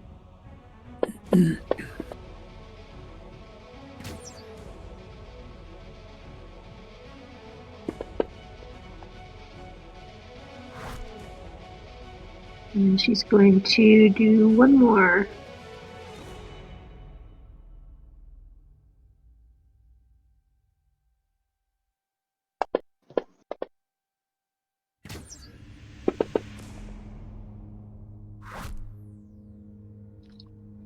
And she is going to... Do you remember how much movement I've taken? You are next to Nyx. So 5, 10, 15, 20, 25, 30. 30? Alright. She's just gonna... She'll back up just 5 and stay there, and then... Nyx, interestingly enough, I didn't even think about this. Does Nyx... Nyx doesn't have a swimming speed, does she? Nope. And then, I'm sorry, I would have, can I just say that, and then, because she doesn't have any, she doesn't have anything listed on that list, then she couldn't really do any attacking, right? What's that? She doesn't have anything listed on those weapons that are good underwater, so... Could she attack at all, or is it always at disadvantage, or how does that work? It'll be a disadvantage for the opinions. Okay. Always I'm going a to. Can I say? Okay. Can I say retroactively though that if she would have known this, she would have just cast freedom of movement on Nyx. so Nyx can get around. Sure. Is that okay? Okay, great. So I'll mark off my 4th level spell slot, and Thank you for that advantage, so Sven. Nyx has a fly speed of a regular fly speed then with the freedom of movement. So she's going to. Freedom of movement does not give swim speed. It does not? No. What did it do then? Then I wouldn't even waste that on. All freedom of movement does is negate the underwater penalties. Oh, okay. So then I would take that back, and she would have no reason to do that to Nyx then, because it doesn't give her swim speed. So she would just have her hover and I'll pass her turn. Estrella. It does say it allows you to move and attack normally. So freedom of movement does not give grant swim speed. Instead, it removes the movement penalties associated with being underwater for those who lack a swim speed, so it's not difficult terrain.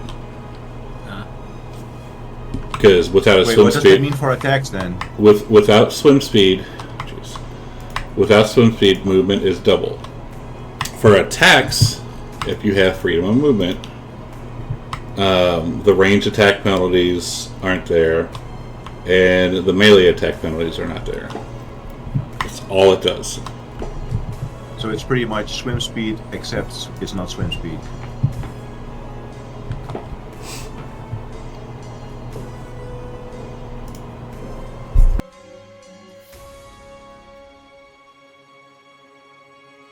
Estrella.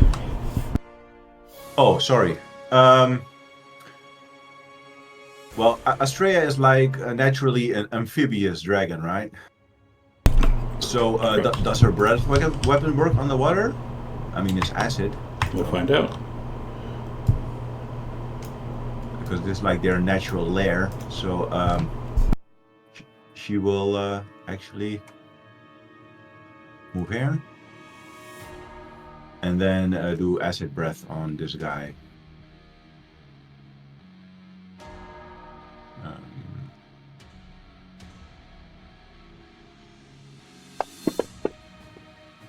And as she flies close,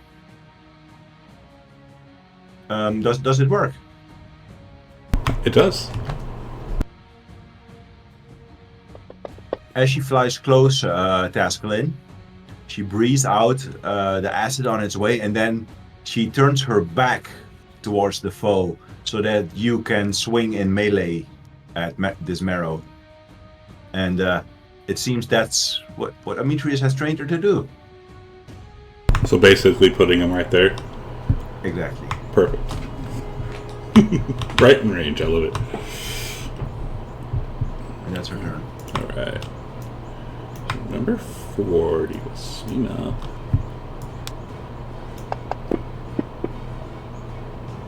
Nice.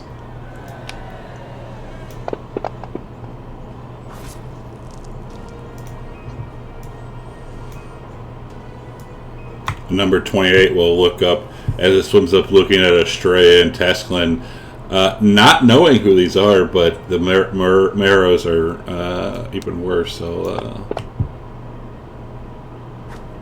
we'll just have to come to it when we get there. Demetrius.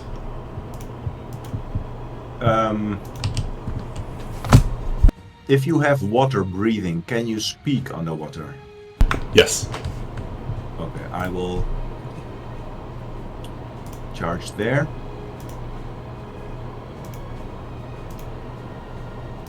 And as a paladin, I'll say, "Stand fast, merfolk. We have come here to assist you." And I will swing my weapon.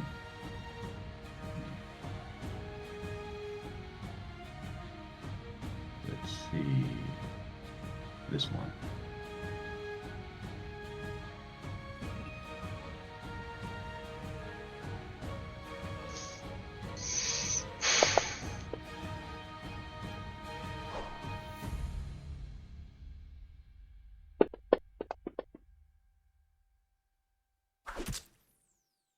Lopping off its head. Lopping off his head and do my second attack. This guy. You know what? I feel like Divine's my only first level though. Not waste any spell slots on these low level chumps. Okay, and I will cast Shield of Faith as my bonus action onto Astrea.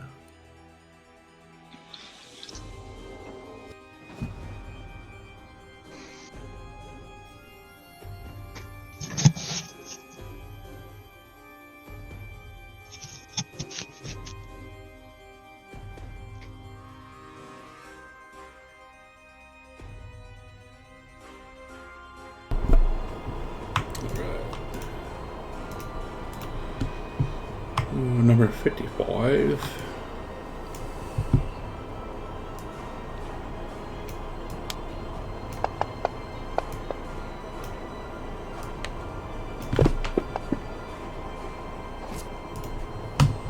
Octopus Corbin.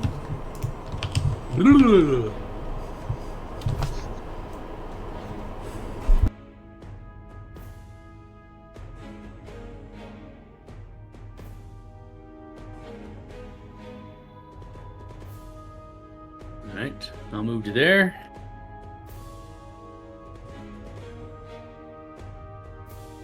I meant to move all the way. Oh, what's happening? It's got multiple things now. Errors. And I cannot figure out what it. I think it's from the extension, but I don't know. Alright. And since I have reach, I will attack Marrow 3.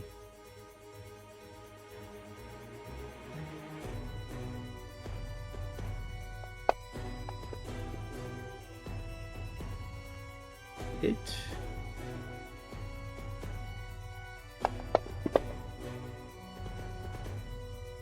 And I will try to grapple him.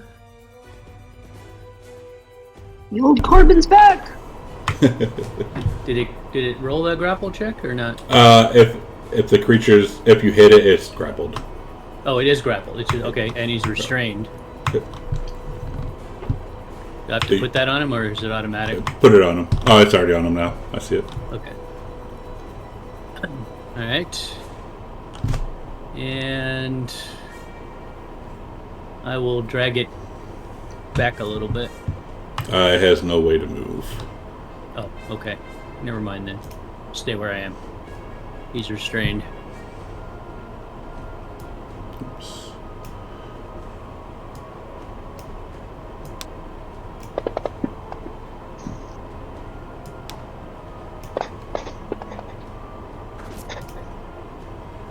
Number 53. We'll see this big ass octopus and swim over here.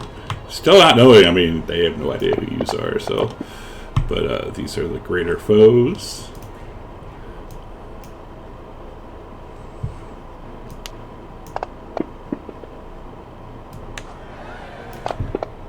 Wow, you're rolling lots of crits. Yeah. All right. Well, I got advantage now because I got him restrained. Well, that was a different creature. So, Marrow 6, thanks to Spin Hero in the chat, this one has an advantage on its attack.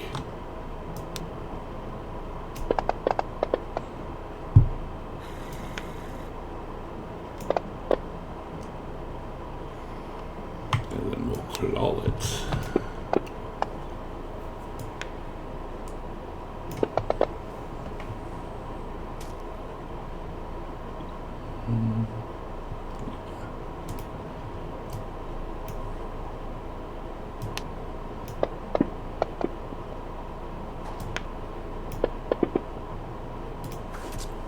Aziz. Which is Nico.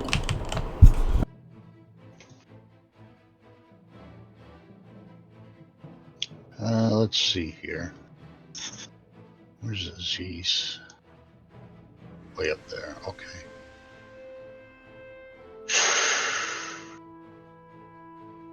I guess Aziz will fly down and clobber the one that Corbin has. Right, so he has 40 foot of movement because this is 40, 40 foot. Because we're underwater, so and he doesn't have swim speed. Okay. So he's actually got 20 feet of movement. No, he has 40 because he has a 40? fly speed of 80, but 40 for because I'm not going to do that. So yeah, he has 40 feet that he can move. Okay.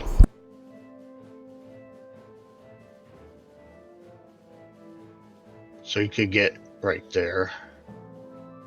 Oh, I don't know what happened. The same thing happened to me. Got a glitch.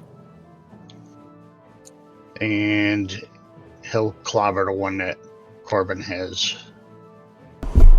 That one is over there. Oh, okay.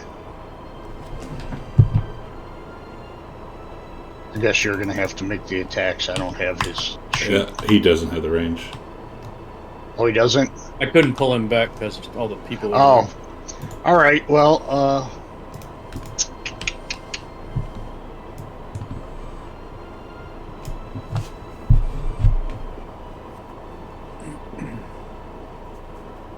that down there. All right. Well, he'll dash to get down over here, All right. and that'll be his turn.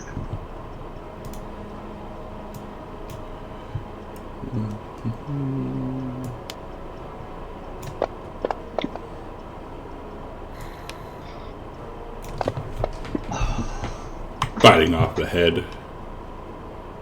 Nice. I mean, not nice. Poor Merlin.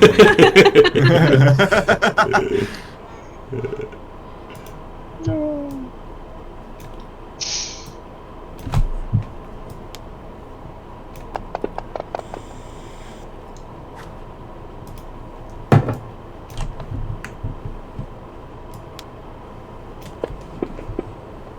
Wow. Oh my goodness. Roll good. Now I roll horrid. There we go.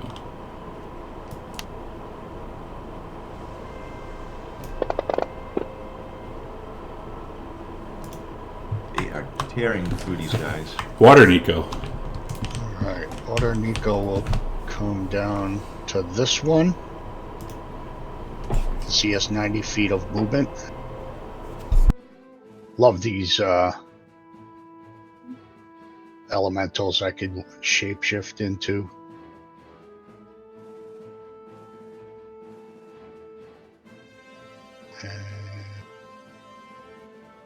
He's gonna try clobbering this guy. Alright.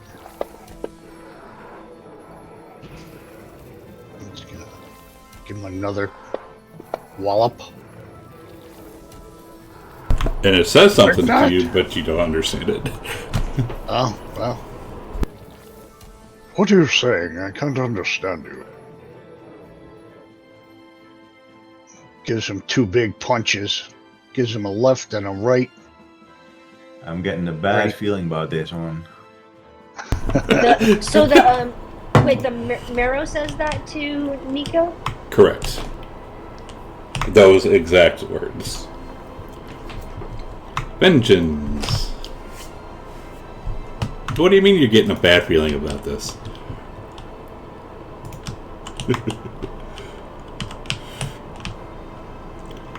Corbin, vengeance. Oh, does that mean she only has 40 movement? Correct.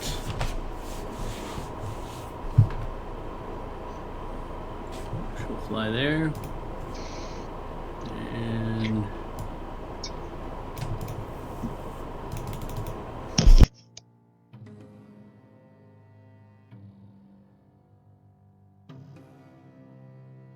dash over to here.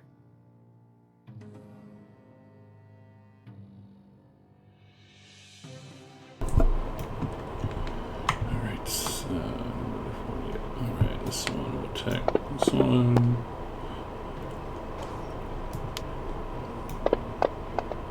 And Demetrius, I like how you said that, because one's pretty and the other's ugly. That's pretty much Amitrius' reason. Yeah, because, I mean, who knows? Yeah.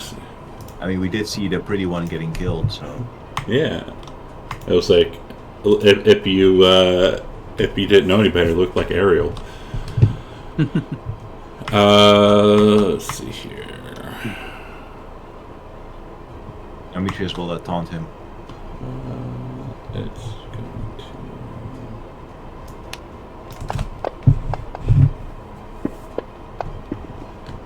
to. Does not break grapple. Okay, that's all it's going to do. Tesklin. Pasquin is going to combine Shocking Grasp with his Mage Hand to extend it, but in their flavor-wise, but he's going to use extended distance spell Alright. and burn a spell, a sorcerer point to extend it to So like 3. So like a Mickey Mouse hand comes out, touches it, and shocks it. Yeah, basically. Perfect. Let me just check, make sure I have all my. Yeah, I got that one. Oh, what? Oh, because he's grappled?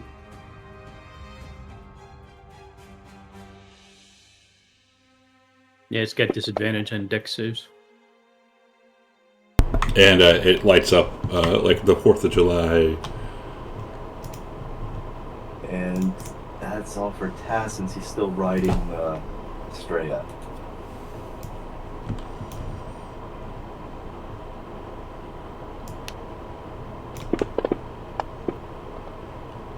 It's a nice, easy fight. Arcadia. Arcadia's going to advance.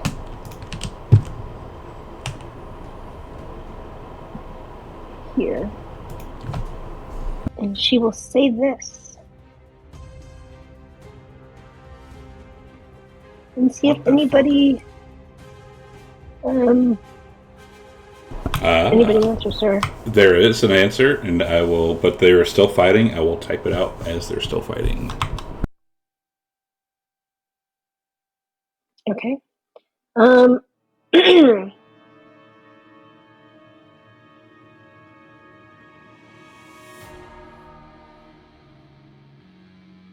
She can still get this guy.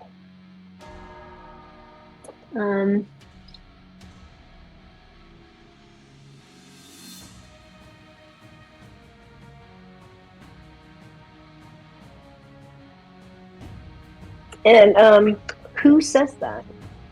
One of the merfolk, the one that was talking to Nicodemus. And does any of the merfolk respond? They are shouting, no, no, no, it's all wrong. Let's just say it like that. Obviously in Aquan. Okay.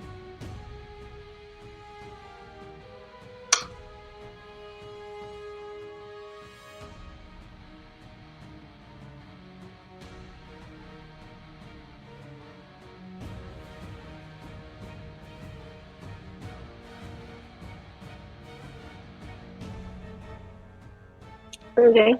And she yells something out. And you see her, she has her crossbow aimed at another Murrow.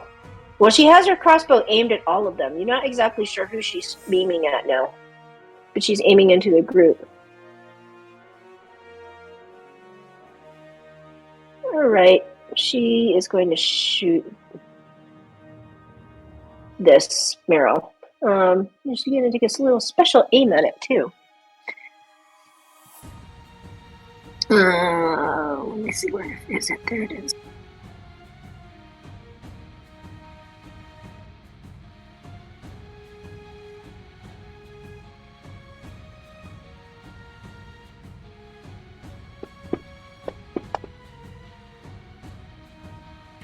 Ooh, damn it. Wow. So what we know is Arcadia has some unknown conversation with the creatures assembled here and then attacks the Marrow again.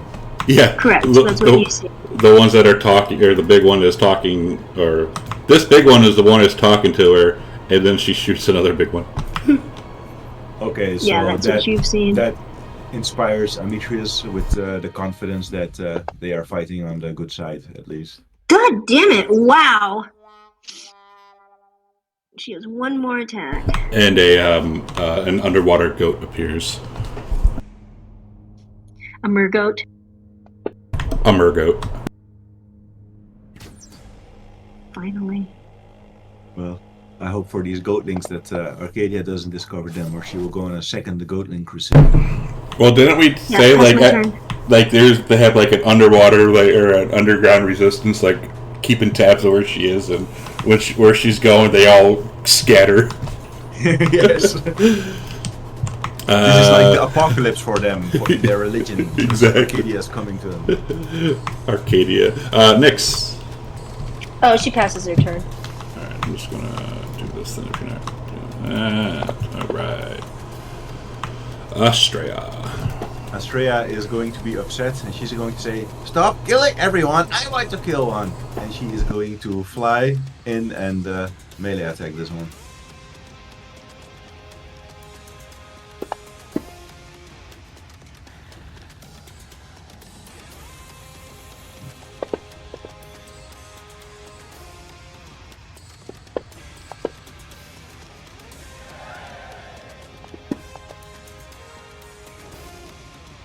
And she just bites open his chest and then sticks her claws in and like tears open his ribcage and just begins devouring the creature whilst it's still alive. And then she passes her last attack to do that and end her turn.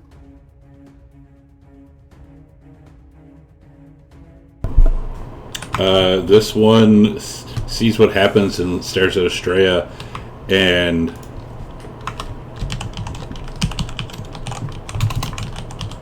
yells that out and flees from Astrea.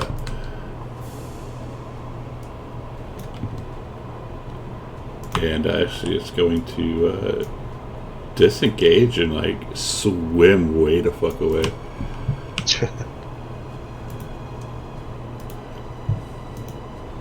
This one.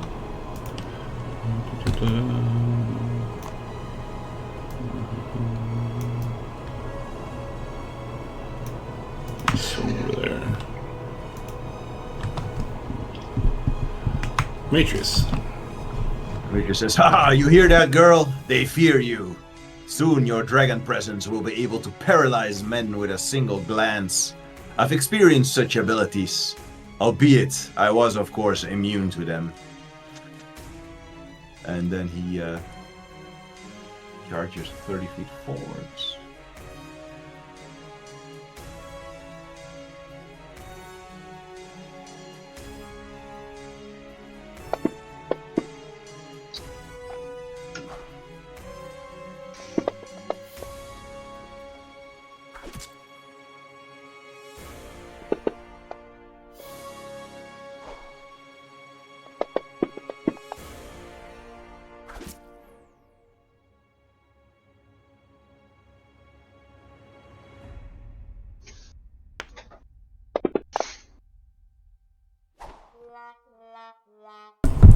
Octopus Code.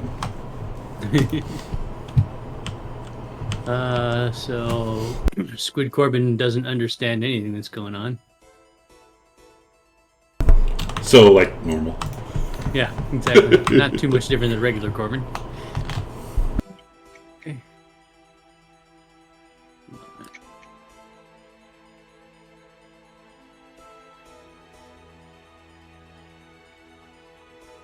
I'm gonna swim to here.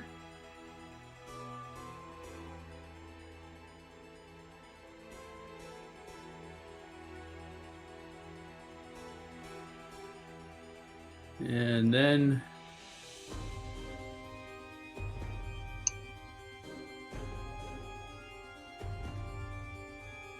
I'm gonna ink.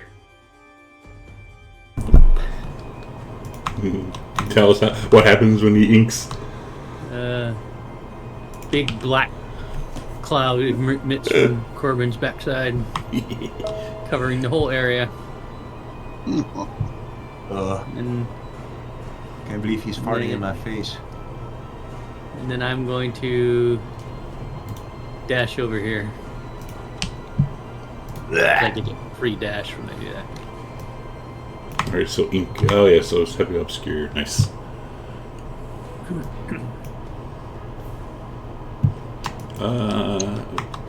Merfolk.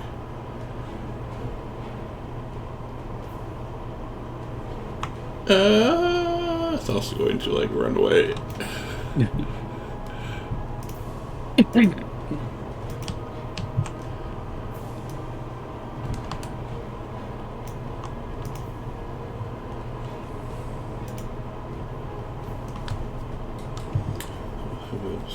Poor Meteor.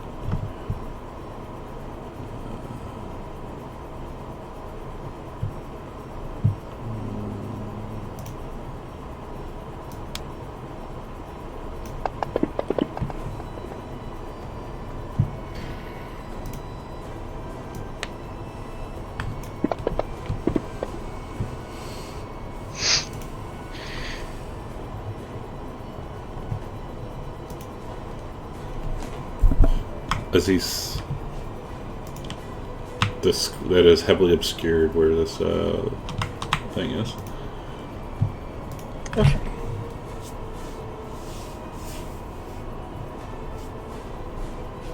Nico Aziz. Okay. Huh.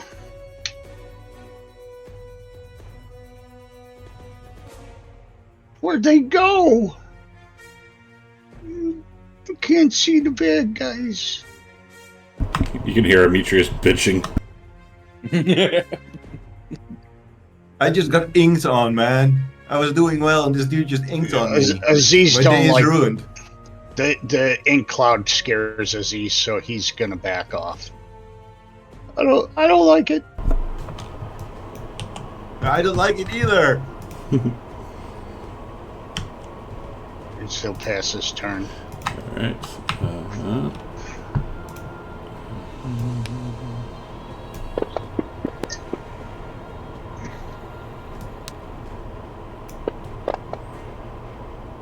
And Demetrius, you feel something warm coming from next to you.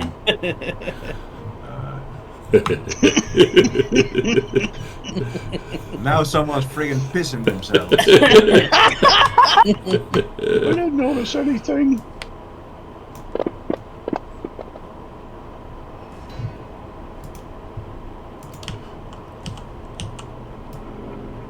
This one's going to swim up to Arcadia and in common say, "Thank you for helping us. We're almost done. Help, help, help." Squid Nico, or Elemental Nico. Let's see.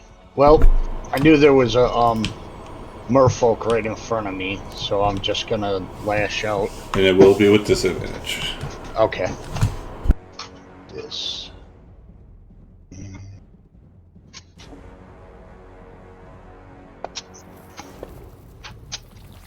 Still hit. Got one.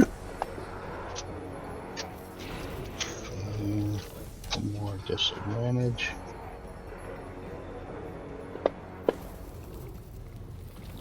Oh, another hit. Excellent. Excellent. I'll tell you, them are some good scores, too. Ooh, Oh, crushed. yeah. Nice. Dude, I just...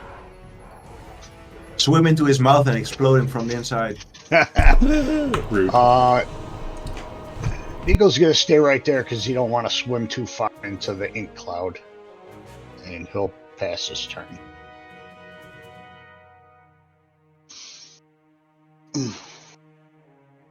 Vengeance.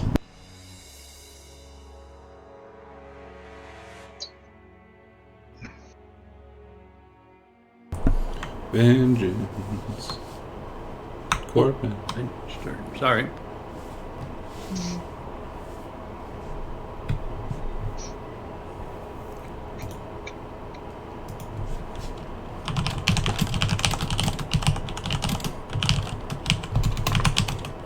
Vengeance will fly down.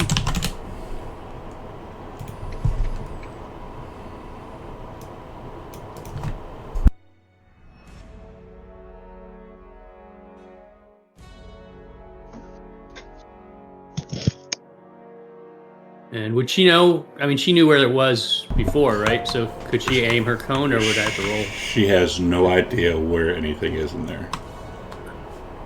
So how do I play this then?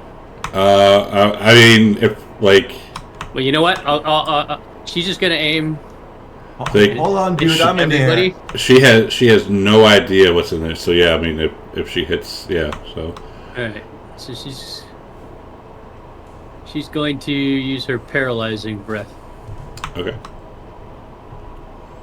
So should be able to target all of them then.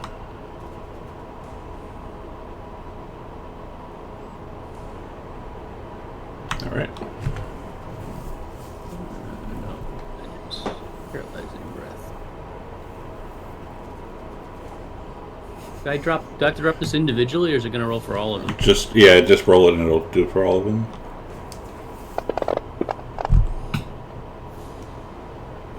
Ha! I have advantage on that because of my dragon blessing. So can you put it on me again? Why didn't you hit advantage then? I did, but it didn't go through. Sus. Yeah, I did. Clicked on. Not sure why I did.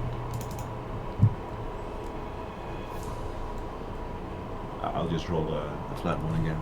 Come on. You don't have to calculate it. Oh, just the first one. 18. That would have passed. Yep, 17 is the DC. Yeah, all dragons have disadvantage against, alright, advantage against dragons effects.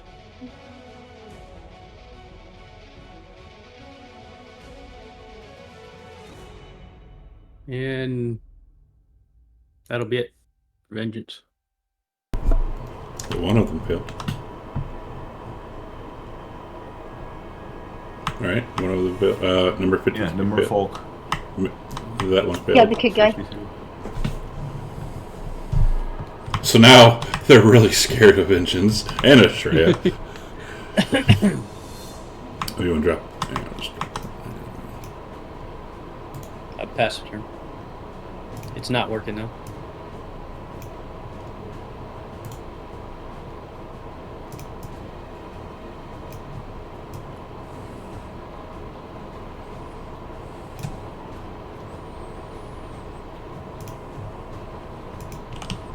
Seeing this and what Australia did, this one's also going to swim away.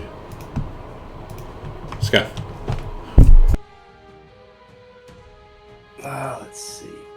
He is going to fling a firebolt at Maro 30. You have no idea where it is. Oh, is that darkness? Yeah. It is ink. He'll hold an action for it to come out of the darkness, and when he does, he'll throw a firebolt at it. All right. This one very slowly backs away from Australia, and then swims way the fuck away. Arcadia. Arcadia sees that. She sees the cloud. She'll just move closer, but she is not going to. She's going to hold an action, and if she sees that anything hostile coming out of that, she's going to shoot it. And that's it. Meaning hostile, the marrow thing. Astrea is playing with her food. She's shaking Tasklet all over as she's like doing what an underwater predator does, like making loops and spinning around her food as she consumes that creature. Covering Tascalin in blood, right? Yeah.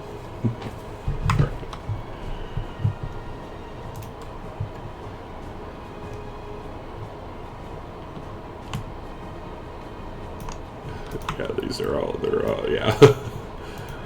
I think you've scared them. Demetrius. I'm going to point my my axe at him from where I think he is, and I'm going to yell, "Surrender now, and we will spare you. Yield!" And I'm going. Well, he can't see me, so I guess I can intimidate him.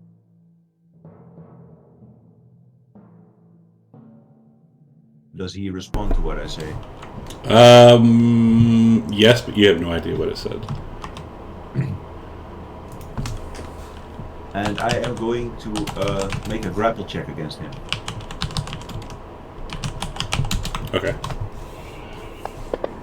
Arcadia says he's not going for it. And you wrap him around. And I move 15 feet back. And I put with my other hand my axe towards his neck, and now he's surrounded by enemies. And I'll say, and that triggers Arcadia and Tescalin's held actions. Well, if they choose to. Oh, they said they were holding it until it pops out, and it popped out. And plus it's Tescalin. Yeah.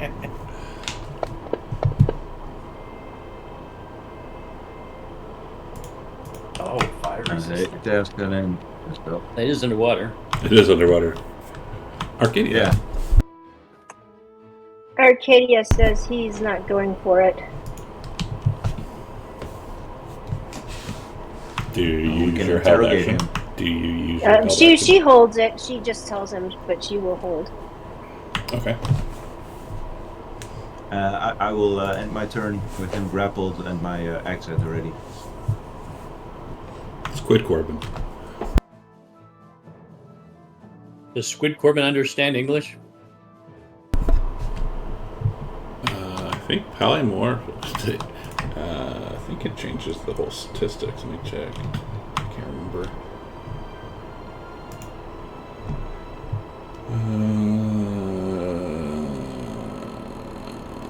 Target statistics, including mental ability scores, are replaced by the statistics of the chosen beast. Well, he has 4 intellect. So, I would attack, but I would probably not try to kill it. A non-lethal attack.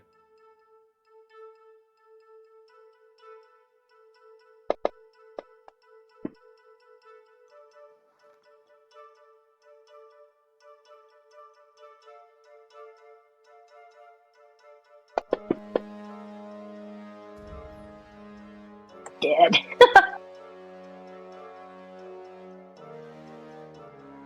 Well, unconscious. Thankfully. Unconscious. Octopus Corbin waves his arms in the air. Seems very pleased for an octopus. Let's see.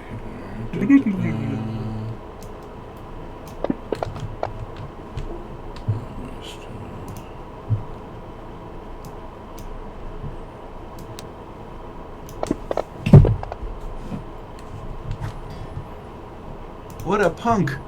Aziz. Nah. Nico Aziz.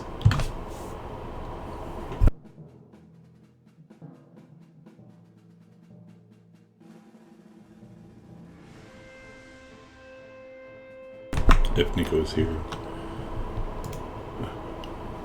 I'm talking away and I got my thing on mute.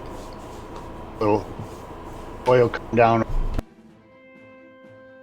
punch in the face, non-lethal. No, it's already unconscious. It's already Oh, he unconscious, is? and, Yeah, it's already and unconscious. Demetrius has him grappled. Oh, okay. So he'll be like, he'll just poke him. But these merfolk Yeah. are also attacking him. No, and then Aziz will put his arm in the way of between the merfolk trying to stop them.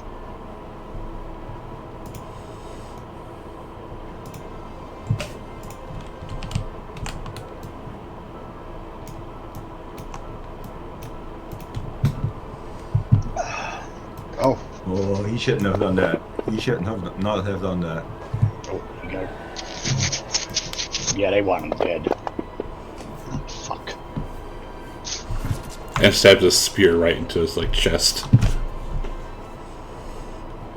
Oh, Well, what do we do? As they kind of hold up their hands and they hold up their hands. Well, within the same moment that he does that, Astrea will say, "My dad said not to do it," and then try to tear him apart. All right. Well, we'll get there when after Nico. It's just as the current will get rid of this ink now. let's see here. My ink. It's floating downriver. Nico will swim a little bit closer. And,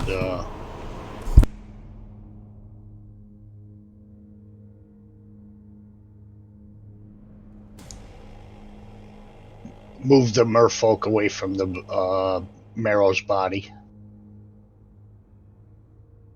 He'll just like get in between them and shove them away. Like shove. You should be able to use shove then on it. Is it shove? Is that it? Should be at the very bottom of the. Look here. Oh, there it is. Okay. Do I got to target them or just hit shove? Drop it on them, yeah.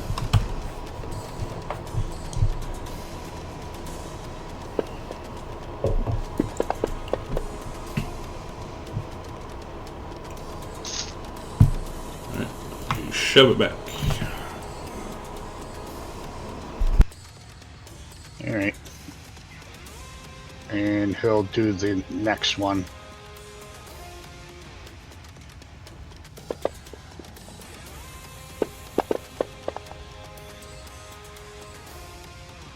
He'll move that away.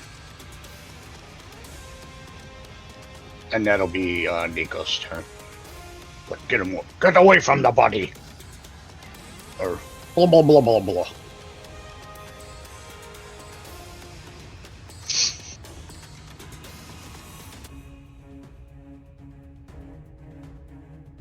As I say that furiously to you, Nico. Vengeance. It's all great to me. Get it?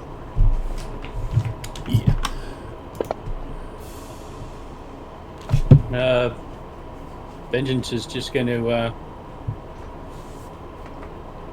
fly back here and wait for everybody else to decide what to do. Task. Task is going to not do anything just yet. Doesn't really know what's going on with everyone. So he'll kind of glance over at Demetrius for instruction.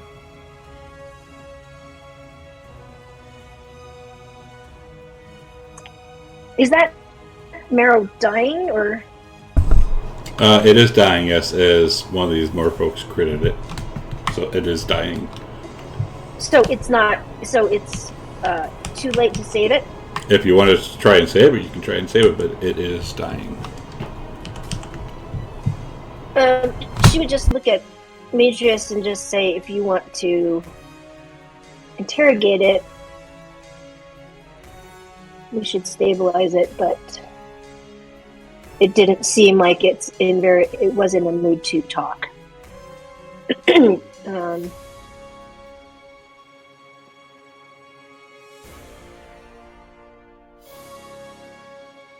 Well, she will actually say in common, since you heard them speaking in common, what is your quarrel with those merfolk? No response. Right, then she'll switch to Auckland and say the same thing. No response. As if they are laser focused on one thing and one thing only. Oh.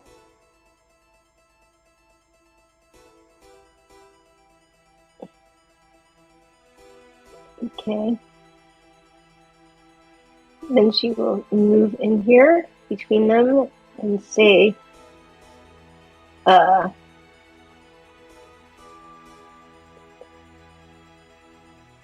need to stop and talk.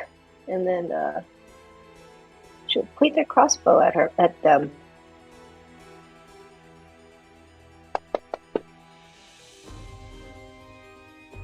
So I imagine all of this happening in like the same 6 seconds. So Demetrius comes dragging this thing out, and they start attacking him. And Demetrius says, "Stop!"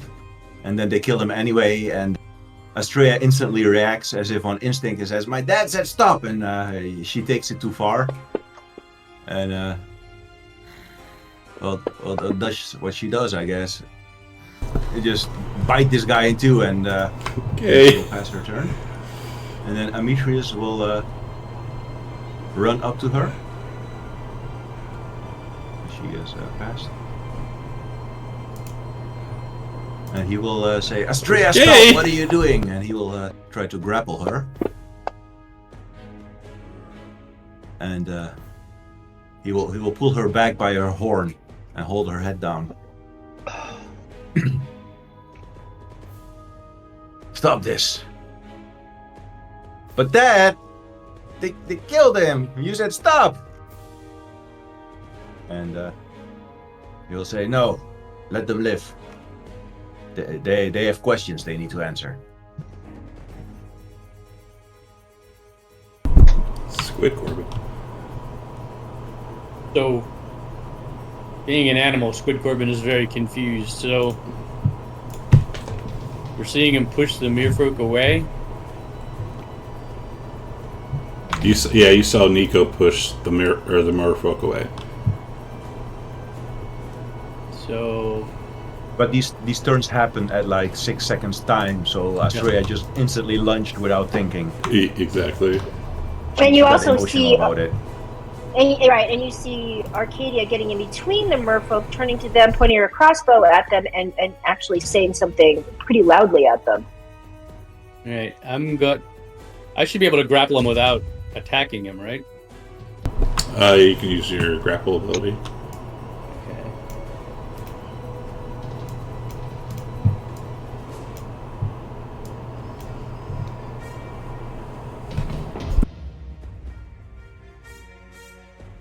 I don't know why it's not moving me to the right spot, but Just grapple it. I'm clicking the button, but it says, oh, it's trying to break grapple. Oh, I'm hitting the wrong grapple, that's why. Cannot grapple. It's not letting me do it. So take grapple, left click it, and drop it onto the merfolk's token.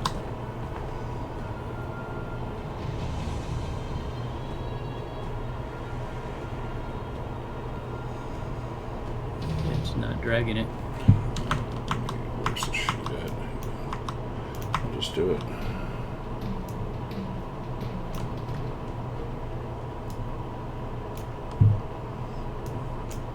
I can do it from Corbin, probably. Should I just do it from Corbin?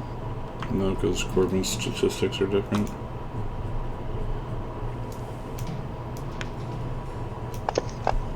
I could attack him, but they won't let me grapple.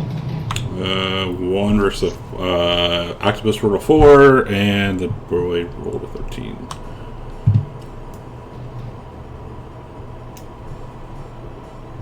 So it did not go off. Alright. It failed to grapple. No grapple. Alright. Then, I would just stay there. Alright, so 53. Intelligence. Well, who said we're not great at diplomacy, guys? Come on. Yeah. Our first time meeting the inhabitants of the sunken city. Our dragon eats one of the good guys, supposedly.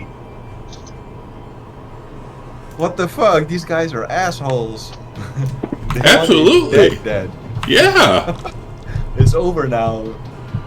That's like a crit and 3, so that's like... So one more, and it's dead. Aziz. Like, yeah, they're not gonna stop. Like, Nico Aziz. Okay.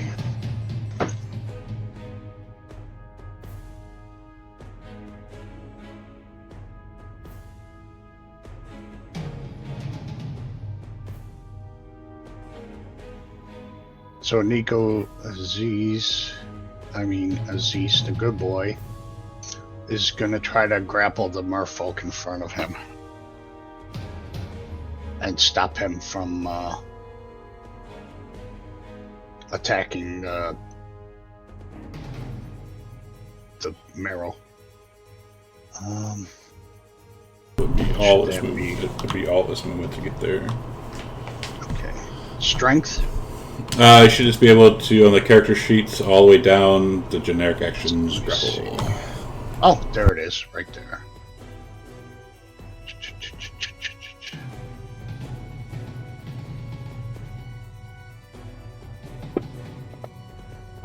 Ooh. Yep, that didn't work. Thing is way too gung-ho. Yeah, okay. Well, I tried.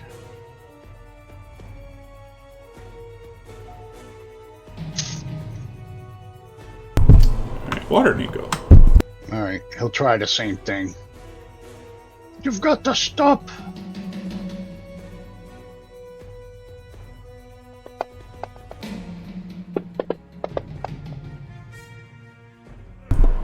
And he grappled it. Alright. And then I'm gonna pull him away.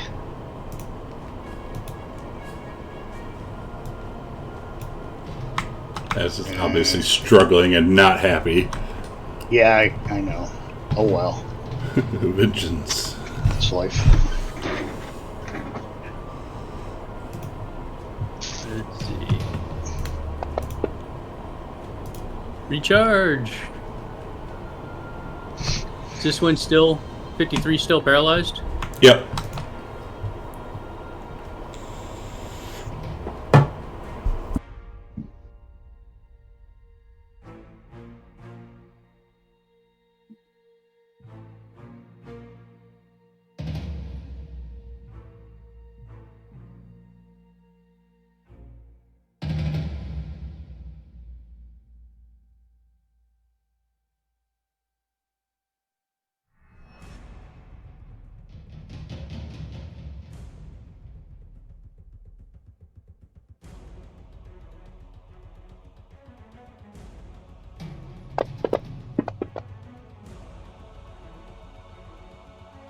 It's paralyzed.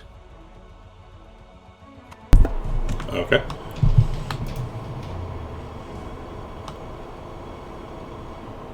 So now what are we going to do? Because they're going to have paralyzed. They're get their saves each roll. Let's tie them up with rope.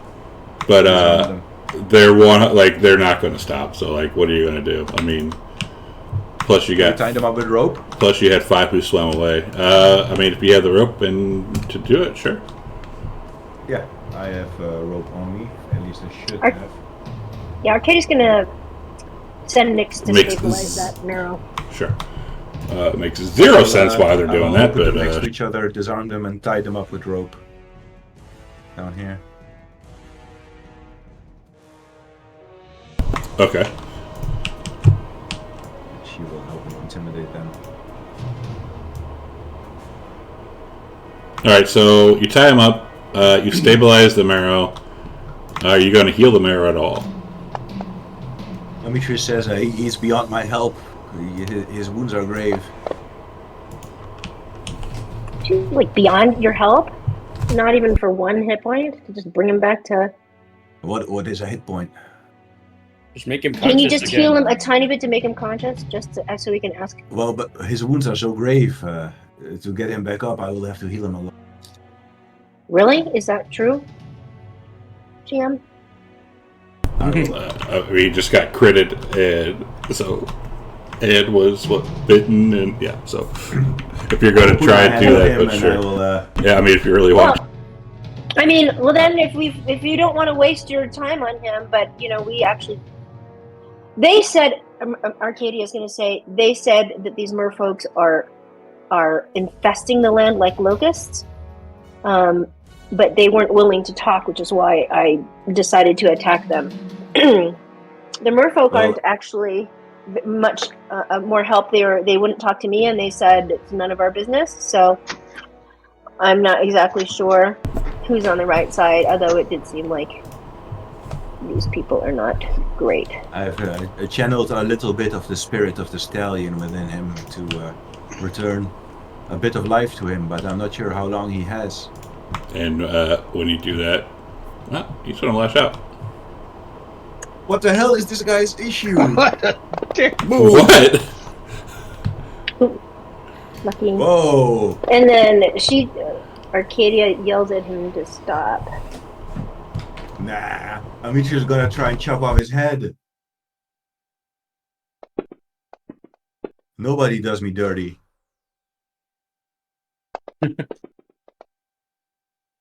Some respect from this guy, for real. So you bring him back, you lay on hands, Well, I mean, he attacks you, and then you cut his head off. He attacked me! Come on, I saved his life! He doesn't know that. All he knows is that he came to and he was being held by you. Has to be no- honest. Those who reject the stallion's great gift. and has no idea who y'all are. Y'all were just fighting them, took them all down. He has, like, none of these guys know who any of you are. Exactly. Sorry, but this guy just woke up and he put Yeah. his giant, put my entire arm in his jaws. Oh, Trying to tear my armor off. I had to chop his head off. I'm with you there. Pascaline is just like has been watching this in silence this entire time, just biting his tongue at this the waste of time and everything. I mean, that's my head was on. down in his stomach. I could feel like the merfolk in there. It wasn't right. Something had to be done. Arcadia's gonna send Nyx to stabilize it again. And I'm like holding Nico's his head gonna release. in my hand, and I'm like, I don't think that's gonna happen. Nico release one of the merfolk. He'll let him go. And I will drop the head, I guess, and let it float away. Oh, did it? Oh, did you actually cut off his head? Yeah, I chopped his head off. Is that what happened, DM?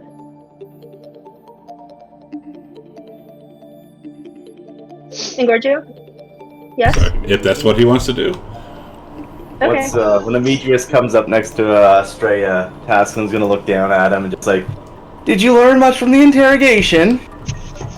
He tried to bite my arm off. I had no choice.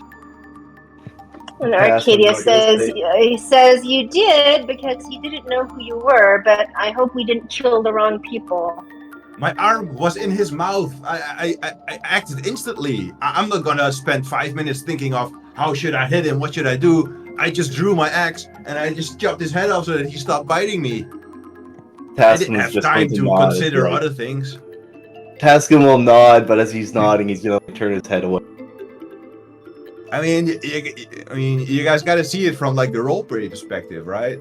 Like, well, I don't know. Arcadia would have more restraint.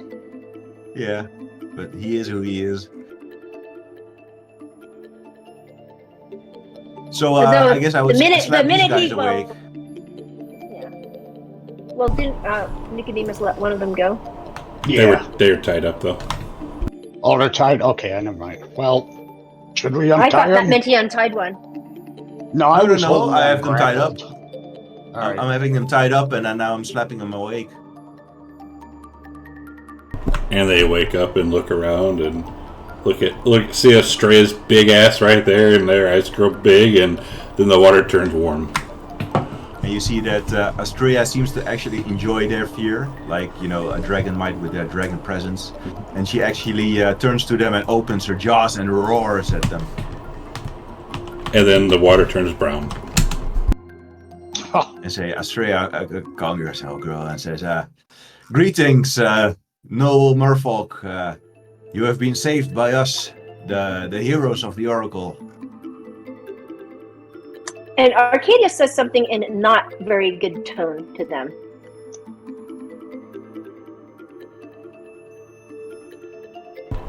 And they stare. Ignoring at what Demetrius is saying in his diplomatic way. And they look at Arcadia and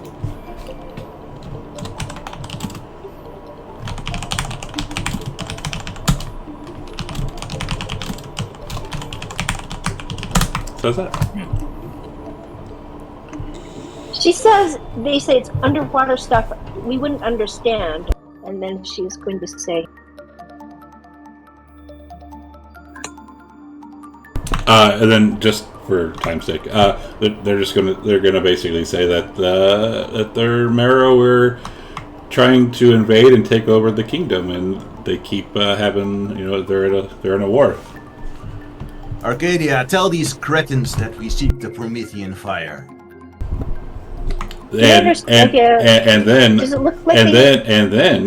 they're gonna say, these cretins understand your stinking speech, Centaur. You know what a centaur is? Well, and I will cut them loose when they appear to be speaking common. And say, who is your leader? Come with us and we will take you to our king. Very well, but I warn you, merfolk. We are strong. We have slain Sidon. Any tricks, and your people will pay a terrible toll. Who is Sidon? Sidon, the man responsible for sinking your city. You do not know of him? And they just look at you and like have no Something idea is what they're wrong here. saying. We have. What do you mean? What is Sidon is? What is Sidon? Never mind. Take us to your mean- king, and he will answer our questions. Demetrius, chances are they inhabited the city after it sunk. And just be warned, if you try anything crazy in our city, our gods will smite you. Your gods, eh? Very well. We will be at our best behavior. And they look at the dragons. And Estrella is like pretending not to be interested and looking at her nails, and then she looks at them from like the side of her eye, and she kind of enjoys frightening them, and she just coughs like. Demetrius, Estrella, don't scare them. They're friends. Fine, but I don't like them. Okay? I know, but they're best to be on our best behavior. We're in their domain. Alright, so I think that's, I think that would be a good time actually to stop. Awesome. That was a The fun game. The next bit's a little bit. So yeah, that was, it went a little different than I thought it would, but yeah, it always does.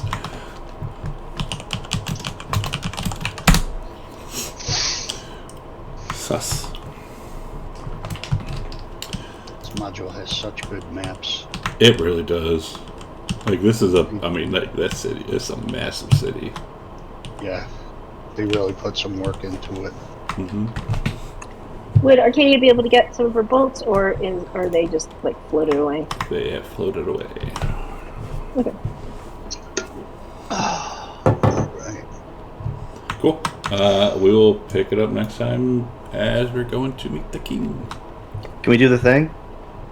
Do what thing? The thing. No. You didn't do anything. You didn't do anything. You fought enemies with like 70 HP. Oh. Yeah, it's definitely worth the thing. How about 10 million gold? Each. Oh, If we did do the thing, I'd really be terrified of meeting the king. Yeah. That king might regret inviting us into his city. Doesn't everyone? Surprised. You would be surprised. We have a bit of a track record, especially with gods. But they have no idea who you are, so they know what you are, apparently. Like, they call you're a centaur, they called Arcadian Amazon, so apparently they know what you are. If they knew who we are, they would be singing a different tune. I need the herald. They Yeah, you will need your soon herald. enough. You didn't bring your herald, so yeah, the herald would have came, but you can't swim. My most foolish mistake. But cool. We'll start next week then. That was a quick time.